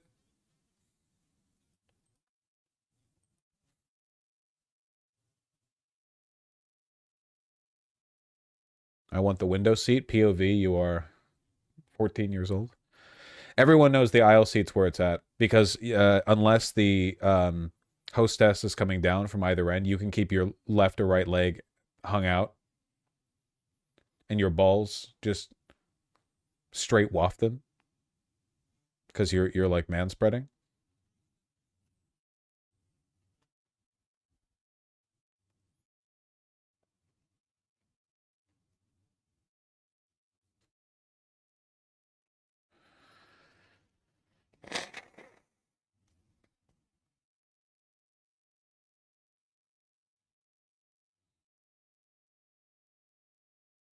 Anyway, this guy's cooking. You go to the movies, you're sitting at K-12, right? You go to dinner, you know the seat, you know the table. Lovely. But sure, that can seem lovely, but what you're doing is you're cutting yourself off from the experience and the chaos of actually, like, living life. I actually completely agree. And I think what getting used to reservations and everything like them does is it makes you more irritable when it comes to dealing with unexpected circumstances. Life is chaotic. God laughs at your plans, you know? So you have all your needly little plans with all your arranged little da-da-da-da-da. But like, I think that the strong man must like navigate the chaotic seas and arrive and be happy nonetheless, right? Whereas the more you set up life and to like know everything has to go perfectly or it all fucks up, that I think is an issue. I get it. Right? Like, we're promoting social anxiety that's true. by overly curating our experiences. Right? Here's my problem with it. I don't want to sit in the front row. Then get there early, then show up, then put in the work. Okay. If you want something like... Okay. Effortlessly, a repost. This guy just did the Dark Souls 3, you've been parried, said...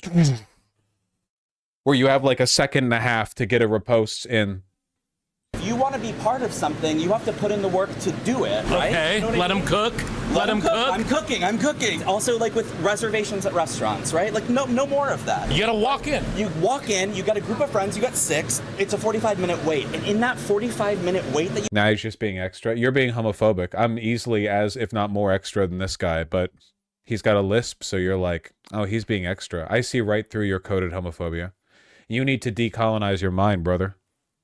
You have, the world is yours. You explore the neighborhood you're in. You get to know the people. You get to know the culture. Let him cook. This is so true. If you are in a group setting and you go to the restaurant and you get told you have like 30 minutes to wait, congratulations. You've been given a free ticket to a beautiful walk in the area that your restaurant's at.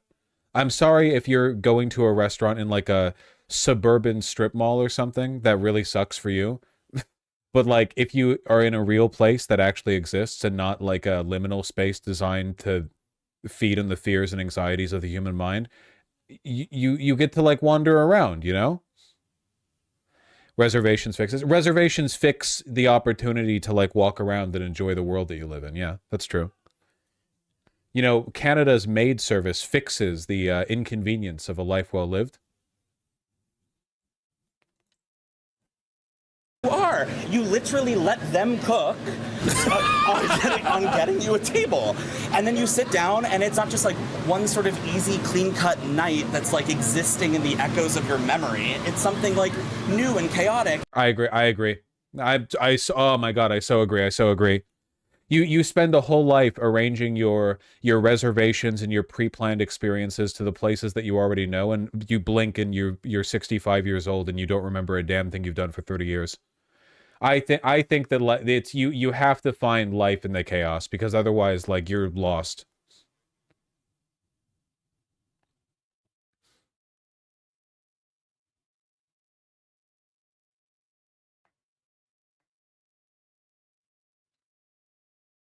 Is it sustainable to just always be new and chaotic? We're literally talking about just going to a restaurant, not reserving. Yes, it's possible to live a life without reserving restaurant tables.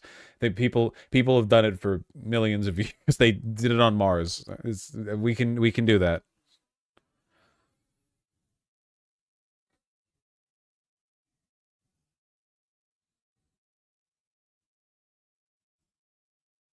It doesn't have to be like an all or nothing thing, you know?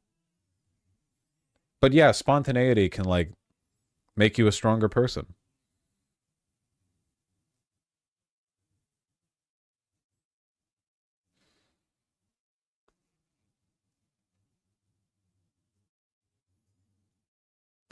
At some restaurants you have to reserve. He's critiquing like a broader social thing. He's not saying like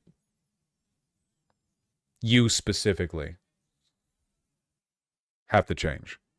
You know what? Yeah. I'm with him. 100% agree. Hell yeah! Let's go. Let's go! Opinions change. Let's go! Stop curating and I live life. Let's do it. That was good. I like that. I feel like we're growing as people through this. So glad that I decided not to look at YouTube chat during that so I could be spared the opinion of somebody saying like, this is really ableist towards disabled people who often need accommodations and need to make reservations ahead of time.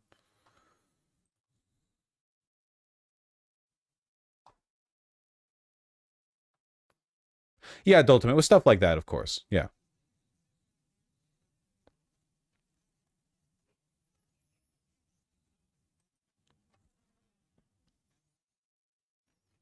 I've been having a blast this stream.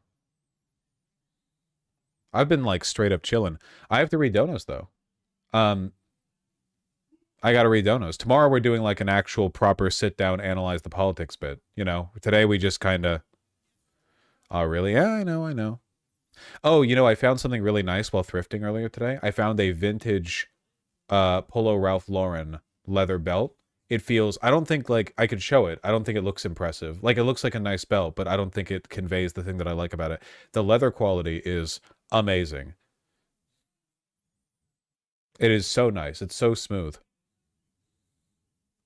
And it's real leather, of course, not pleather. So it's, you know.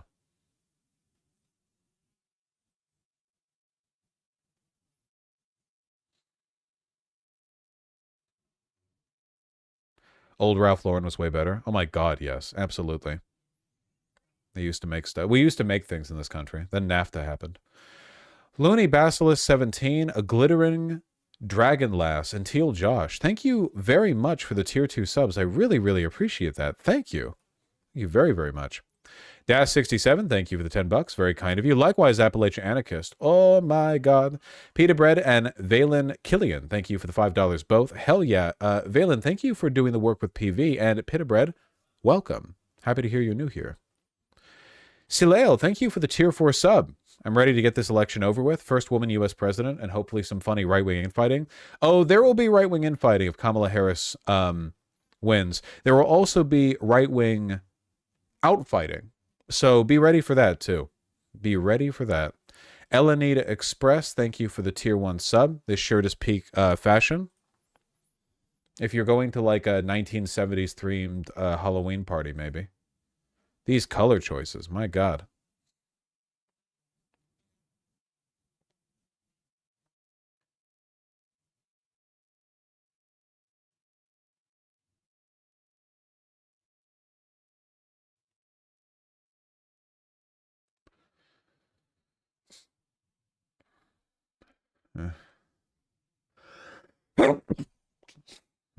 Oh my God.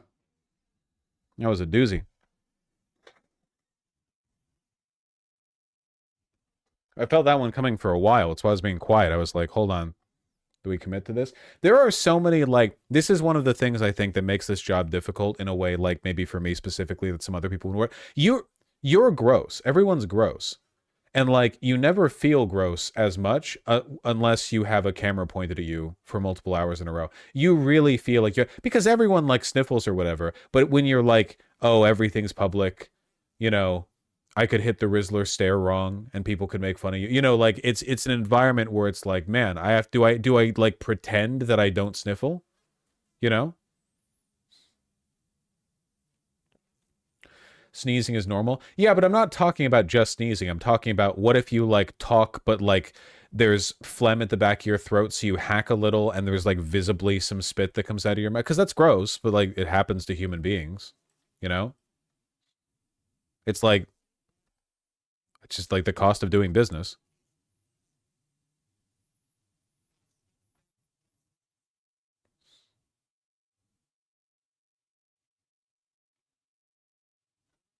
Anyway.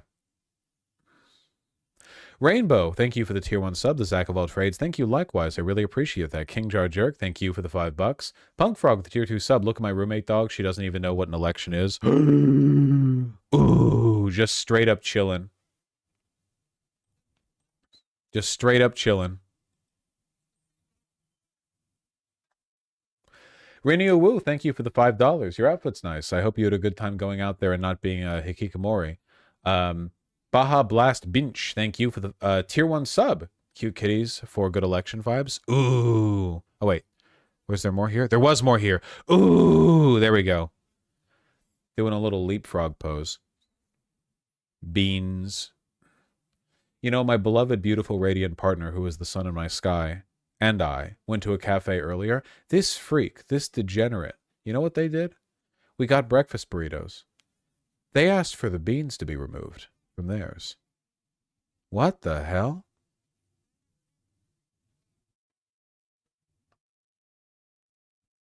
It's over. Admittedly, I asked for the egg, onion, pico de gallo, and salsa to be removed, but, you know. Ooh. Ooh. Wow, this is a very white face.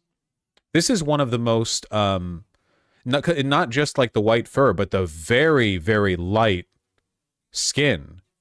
This is a very pale baby.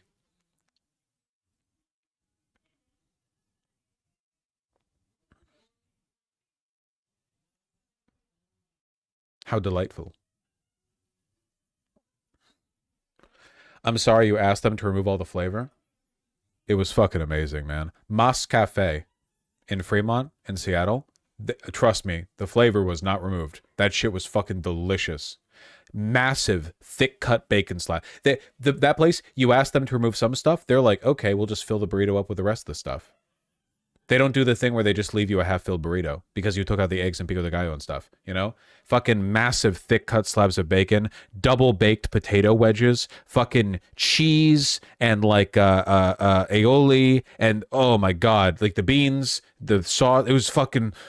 Holy shit, it was so good. It's like a solid 1,200 calorie brick of food, but it's amazing. It was so good that despite not having eaten anything beforehand, I couldn't finish it. Guys, I can eat a lot of food. I'm a big eater. Why no eggs, though? I don't eat eggs. It's a texture thing. It's autism. There's no... It's irrational, blah, blah, blah.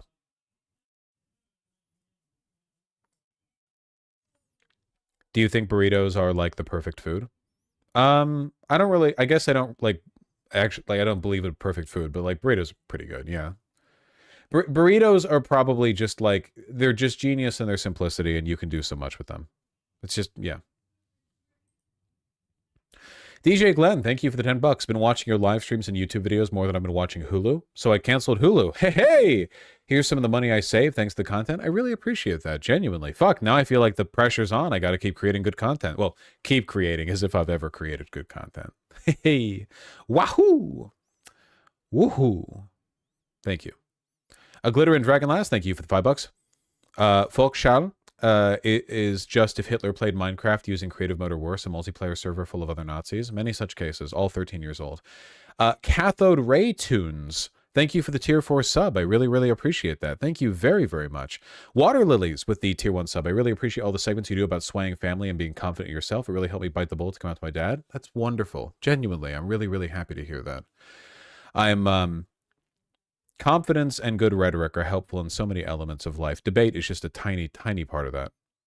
Beefy Bananas, thank you for the tier 1 sub. Really appreciate that. Bugsy Seagal with the $20. Any advice for socializing with short-term memory loss? Not joking.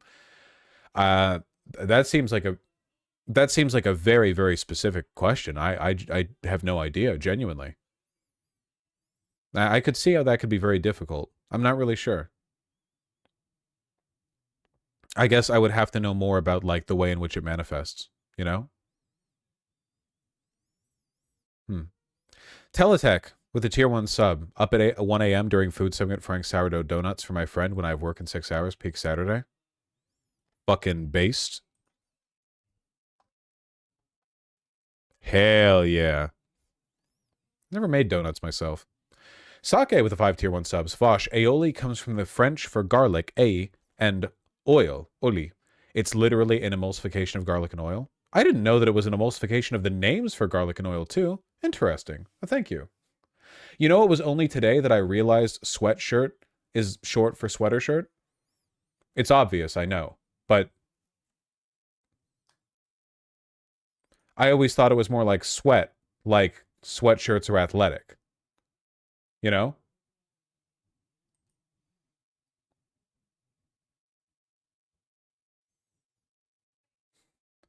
Now, what does sweater mean? Oh, I don't know what the etymology of the term sweater is. Sure, there's something to that.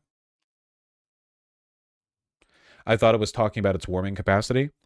So shirts and sweaters are both knit materials, right? The knit fabrics, but sweaters and shirts are obviously different. Sweaters are a lot thicker the way they're interwoven. A sweatshirt is a combination of both because on the outside it's a shirt, but on the inside it's a sweater material, usually like some kind of what do they call it, like a terry cloth, like a loop. That's what, like a sweatshirt will have on the inside a like soft sweatery material, but on the outside it's like a plain shirt. That's the difference between a sweatshirt and a long sleeve shirt. A long sleeve shirt is just a t-shirt with sleeves that go down. A sweatshirt has shirt material on the outside, and on the inside you have the sweater material. And a sweater, of course, is a sweater.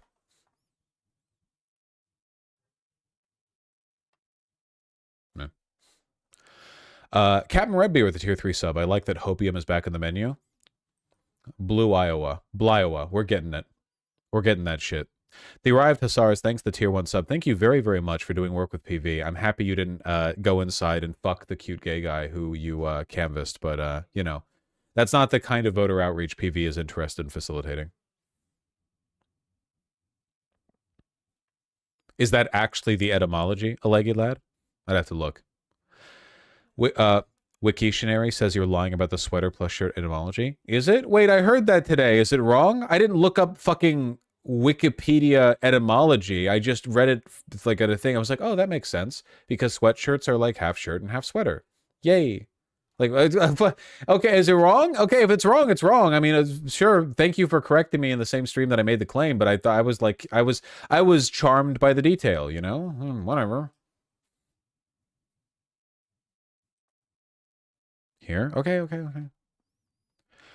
Sweatshirt. Thick, loose, long sleeve pullover top worn by athletes before or after exercise to avoid chills. From sweat plus shirt. Oh. Well, then what's the difference between a sweatshirt and a long sleeve shirt? Just the thickness of the material? Then what's the difference between a thermal, a sweatshirt, and a long sleeve shirt? A thermal is a long sleeve shirt that's meant to keep you warm and serve as an underlayer, not an outer layer. A long sleeve shirt isn't necessarily to keep you warm and can be an outer or underlayer. And a sweatshirt is almost always an outer layer and is meant to keep you warm. Whatever, man. Whatever. Holic Master with the $10. I have to donate since I'm now a filthy degen motorcyclist. Holy shit, is this actually you? You look so cool. I mean, I already knew you looked cool, Holic Master. I've seen your tweets, but... Holy. Don't go anywhere near my husband. That's actually a really sick bike. Again, obviously not a bike guy. Super sick bike. Really good taste. The fucking diamond quilted seat. That looks so fucking good. Thank you for showing me. Hell yeah. Now drive it past my house at night and you're good.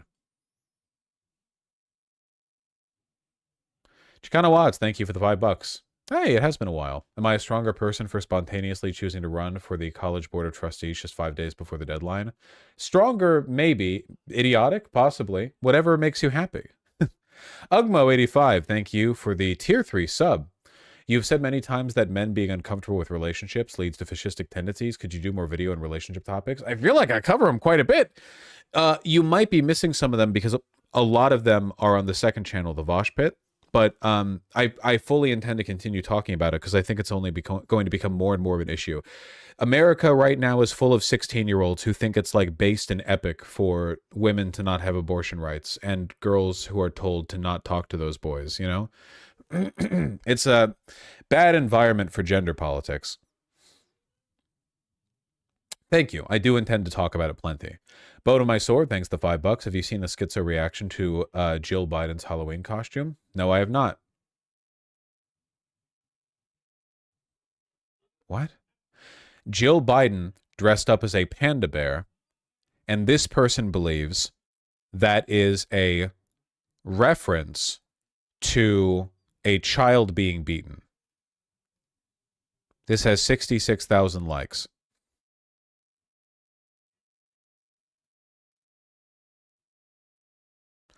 Incredibly disturbing they would have a party theme like that, knowing how many know. I'm shaking with rage at the moment. These people are mentally ill, and I think they should be hospitalized.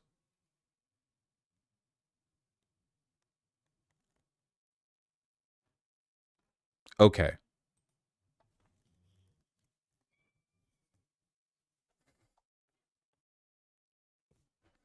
Rubles with the $5.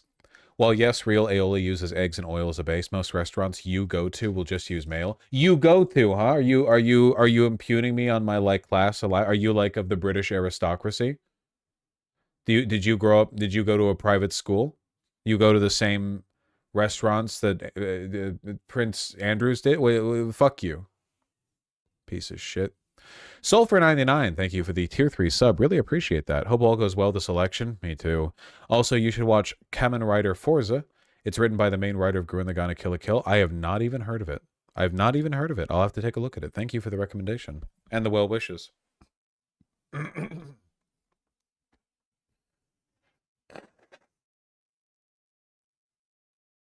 Vosh, is this still your email?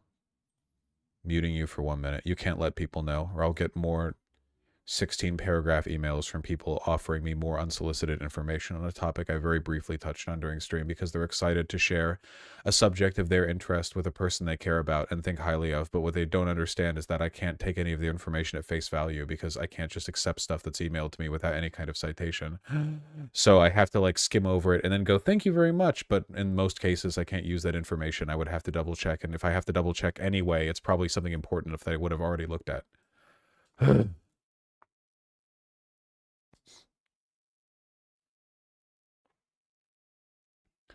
You prefer just links, right?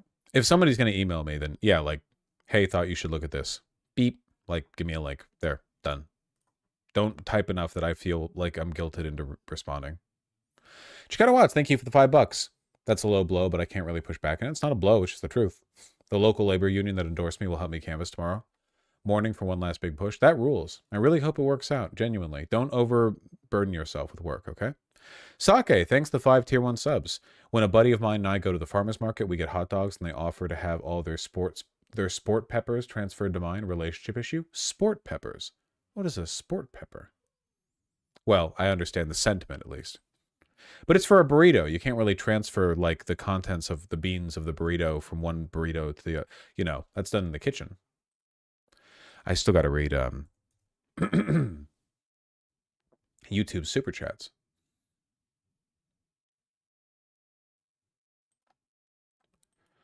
On and on. On and on. The way things are lined up with the channel, it's very possible that we might actually, in the same week, get a Kamala Harris victory and I hit 500,000 subs. That'd be pretty wild. Is it likely to line up exactly like that? No. Why are there so many super chats today? I see a few repeat offenders in here. I see you. You can't hide from me. Hillel Finder, thank you for the very kind $20. I'm curious what, in your opinion, about not getting transness turns conservative/reactionary brains into soup. Is it the necessary lack of social construction analysis and or empathy, anti-intellectualism, something else? Social construction analysis. It's the ability to understand what social constructs are, the ability to like deconstruct an assumed like hegemonic belief, like an assumption, and then to actually analyze it. You need that. Like, that's like the baseline of sociological analysis. So trans people kind of like force you to confront that, because trans people exist in defiance of a very basic, very simple, I learned this before I was even in daycare kind of idea. And they're right to, you know? And with the additional $5, also shout out to all the PV canvassers / phone bankers / organizers out there. Y'all are the realists. That's true. They are God's strongest soldiers. Christian Stone, thank you for the 3 $2 donos. I really appreciate that. Elliot Vaughn, thank you for the $20. I will vote for Kama Vush one day. Thank you. Fanta Consumer, Christian Stone, and Benjamin Gilbert Lift, thank you for the $5 all. Really appreciate that. Thank you. I think the media is lying about closeness to spare themselves from a potential 2016 embarrassment. I still think they're a fucking embarrassment. God's Sinner, thank you for the $20. I don't care if it's hopium or copium or whatever else anyone wants to call it. I have a feeling I will soon be hiding my laughter from my dad. I'll have to listen to him talk about how it was stolen again from Caracal. Yeah, unfortunately, even if Kamala Harris wins, we're due for a lot of tumult in this country. There's no getting around that. Still, I would rather be upset and the winner than upset and the loser. Thank you. James Santel and Anthony White, thank you for the $5 both. Do you think betting odds for the election are significantly indicative? No, Anthony White, not at all.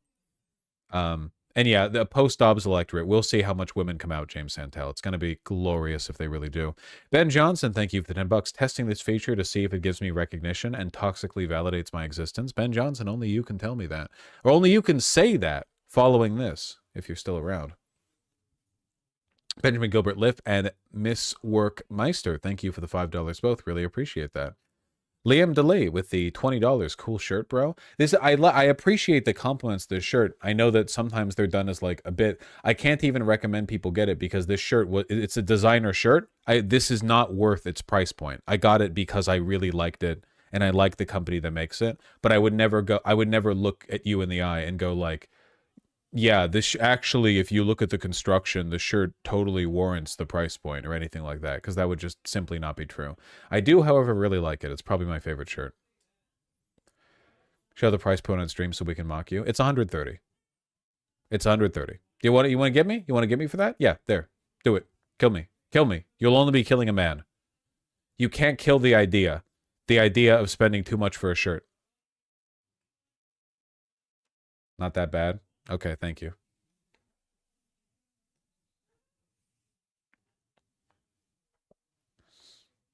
Christian Stone and Bernardo Sanya, thank you for the 5 US and Canadian. Really appreciate that.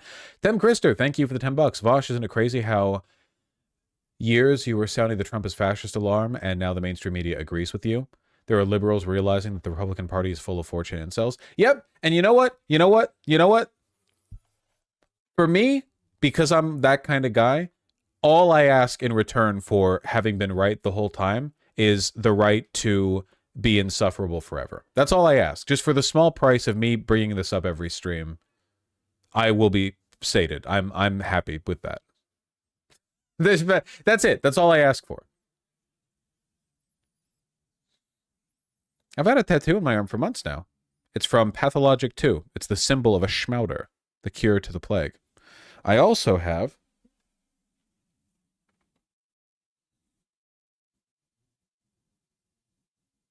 see, I've got some leg meat.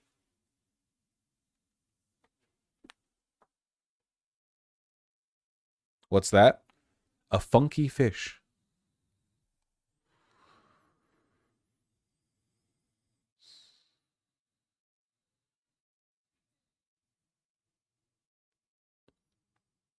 Retona99, Liam DeLay, and GrimePays666. Thank you for the $5 all. I really appreciate that. I'm so mad at you. I finally got that Donald Trump song out of my head. Now it's back. I'm gonna keep playing it every day I can.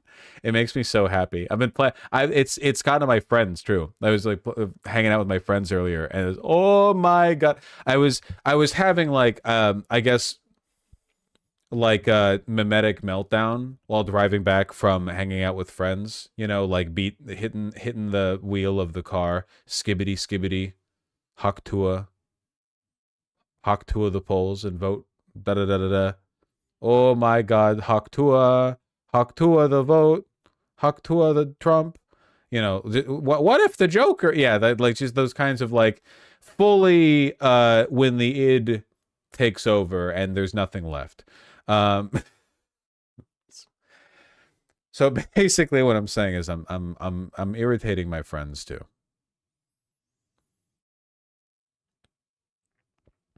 What are your thoughts on the Electoral College? It's really bad. And thank you, Ratona99. Martin Donaldson, thank you for the 10 Canadian.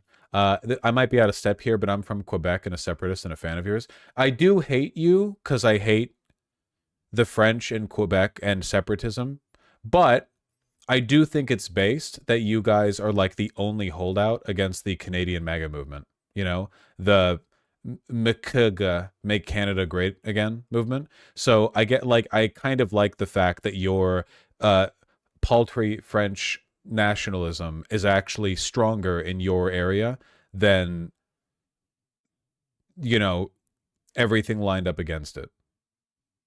So that's cool. I don't know if I can promise a conversation, but if nothing else, I will be following Canadian politics when I get the chance. Billman, thank you for the €2. Really appreciate that. Sovio Blue, thank you for the $2. Benjamin, thank you for the $5. God Sinner, thank you for the $10. Got into work yesterday, high 70s sweating.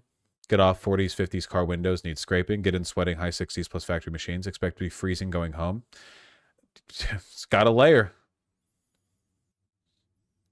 Got a layer so you can take shit off when you need to. Bernardo Sunya with the 2 Canadian. Did you see They Killed Peanut? I have no idea what you're talking about. John Suarez and Captain Grims, thank you for the $5 both. Really appreciate that. Ben Johnson with the $20. Hey, big guy, you do Epstein yet? Not at the time you donated that, but yes, by now. I was too lazy to look into it after I heard 30 seconds of audio and realized how bad it was and that no one would care. Epstein was a Trump insider. Yep, it's pretty bad, but nothing's going to come of it, unfortunately. With the additional $10, Epstein ain't dead. His dead man Switch never sent documents to Ronan Farrow. I can't comment on this. I do think that he's dead, but I don't know enough about what you're referring to make any contrary argument. Benjamin Stroll, thank you for the $20 and then $50 donations. I really, really, really appreciate those. Thank you. Vosh, if Trump somehow delivers a Democratic trifecta, are Republicans going to fry him? A trifecta is incredibly unlikely. If it does happen, and they attempt to steal the election and fail, I genuinely have no idea what is going to happen to Trump. I think they can't fry him because they're always going to stick to the narrative that the election was stolen from him, you know?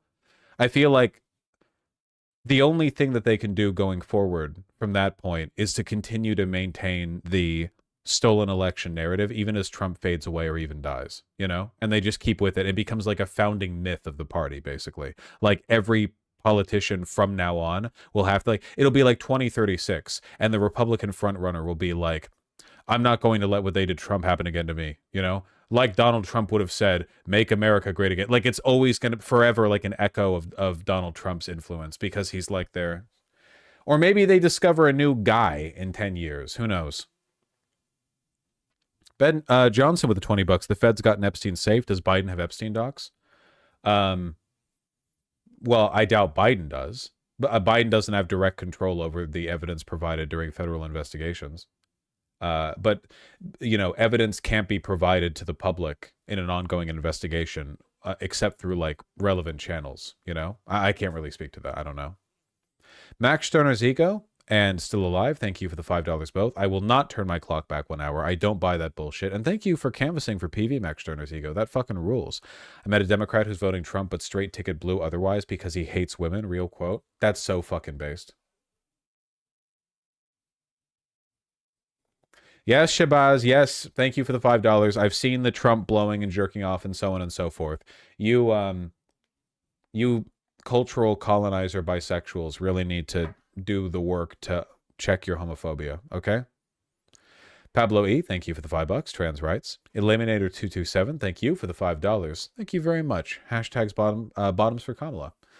Still Alive and Red Diesel, thank you for the $2 both. Really appreciate that. God Sinner, thank you for the $10. Sadly, taking care of myself is hard. Just shaving takes a few hours of crying to complete. Trying to do better, but often put off brushing. Most anything that deals with mirrors.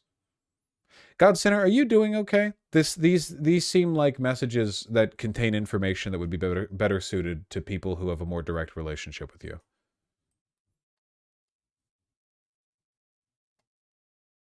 Not that I don't appreciate the donations, it's just I don't really have a way to respond to them, really, you know? Well, I hope you're doing well. Ben Johnson with the $20. I demand you install a toilet at your desk, maximum effort. No, I can shit my Herman Miller. I'm fine with that.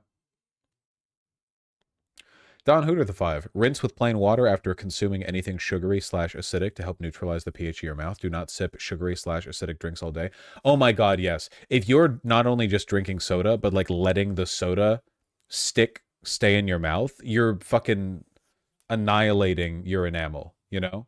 You're letting it marinate in that shit. Please, God, drink water. Wash it down.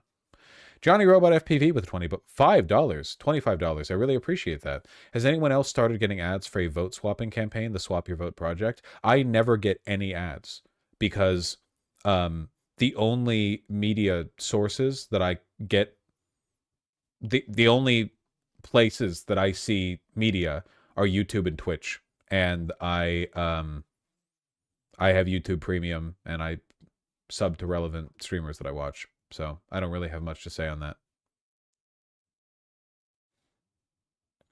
Bedris, thank you for the 2. Just Better, thank you for the $5. I don't care, call me dumb for this, but I agree with that prior point. Diagnosed with ADHD and I operate infinitely better in chaos than with a plan. I just think plans tend to make people anxious because then you have to hold yourself to a plan. It's always like such and such person took too late to get ready to go to the thing, and then like, oh, this inconvenience, then the parking didn't go, and now you're rushing to meet the time, and then you get there and it's like, oh, now we're here, and then it's like there's always something fucked up with one's efforts to maintain control over an innately chaotic dynamic. Joshua Board, thanks to $20. Please be pro-union, and John Brown was right, and so was Eugene Debs. Please, please, please talk about this issues to your members. I don't know what you mean. I mean, I've talked about John Brown and Eugene Debs. I'm pro-union.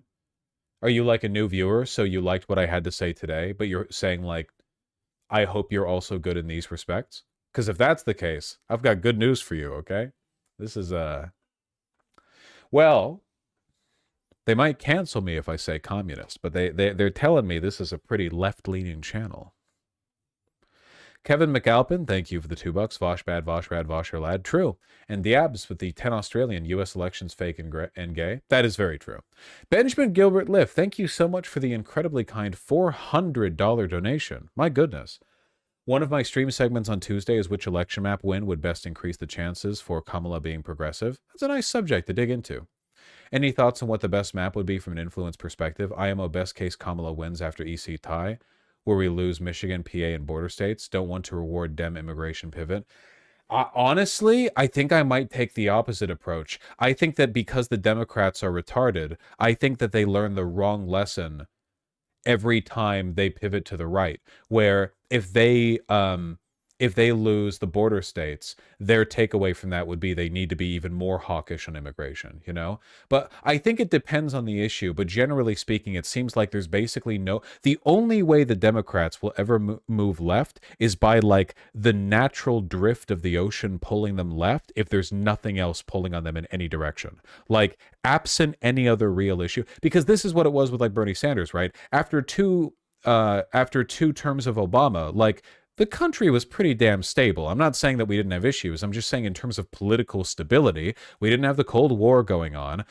We had been pulled out of the 2008 financial crisis. People's healthcare was running better than it had been in a long time. Like the economy was doing, like for the most part, it was pretty stable. And in that environment, it seemed like the only opposition from Republicans, they had like Trump, who was a clown and treated like a clown back in 2016 because they didn't take him seriously. So in an environment where everyone thought that the Democrats were a shoo-in and Trump was a joke and everyone was laughing at the GOP primaries, Bernie Sanders was able to cook, you know? But he's been able to cook less since then because now people feel threatened.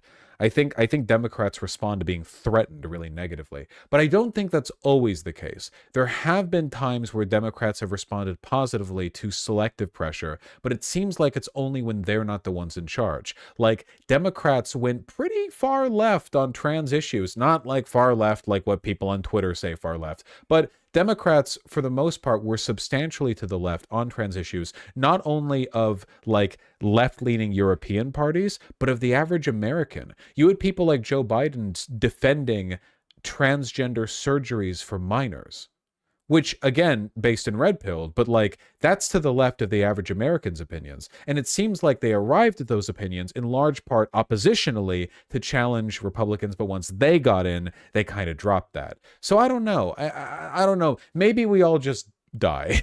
No,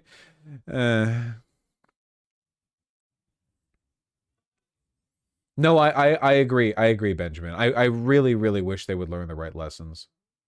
Max Bat, we did cover the Epstein stuff. Thank you very much for the $5. We covered it earlier, though I dragged my feet on it a bit because I was having fun looking at AI Minecraft.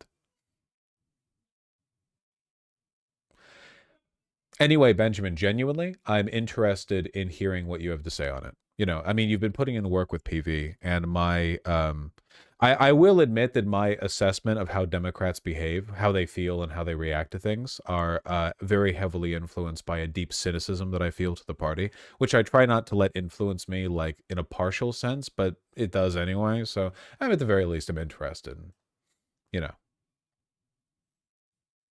working it out, seeing what might happen.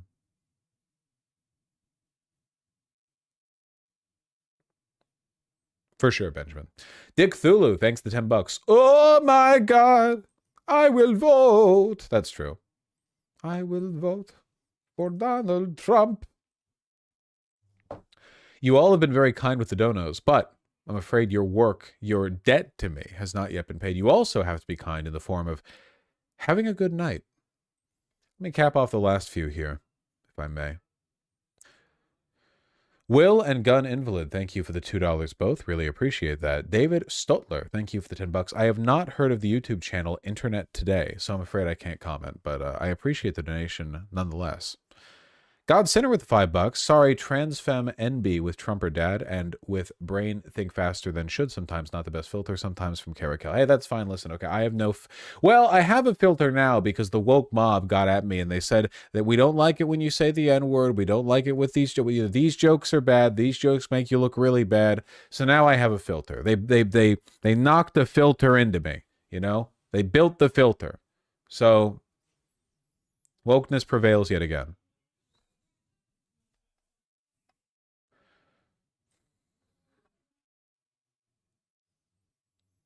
Chicano Watts, thank you for the $5. Congratulations on knocking on 250 doors. That is crazy. I hope you're able to win the election as well. If so, you'll have chronicled your victory quite well here. Modern Vosh would never drop the tactical N-word. 2019 Vosh would argue that logically my use of it was objectively anti-racist and worked in its intended use. 2024 Vosh understands that the point of communication is not to objectively follow the logical rules of what is correct, but rather to convey meaning. And if the only meaning people take from it is outrage at the language that I use to express a correct point, then I probably could have expressed it in a better way. That's the turnabout.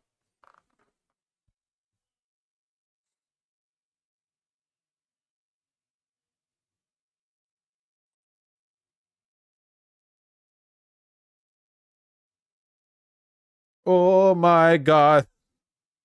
Thank you, Prairie Fire, for the $2. I really appreciate that. I'm going to send you over to none other than... I'm going to send you over to Riverboat Jack, whose title is Kamala Harris is going to win. So I'm going to assume the tone over there is quite nice, and you all could use some positivity in your media diet, especially if you watch me. I'd like to think that for the most part I'm a pretty positive guy, but you know, it's an election season. There's a lot of negative stuff to go over. No getting around it. Sake, thank you for the 5 gifted tier 1 subs. I really appreciate that. Thank you. The real Giga Chads knock on hundreds of doors even when not canvassing. Well, the real Giga Chad canvasser doesn't even need to talk after knocking on the door. They just, ding dong ditch every door in the neighborhood, and people somehow still change their minds.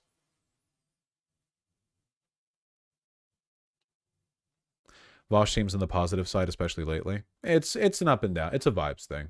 Now that we know Kamala Harris is guaranteed to win Iowa, I'm sending you over to Riverboat Jack. Take care, folks. I love you all very much. Be well. I'll see you tomorrow.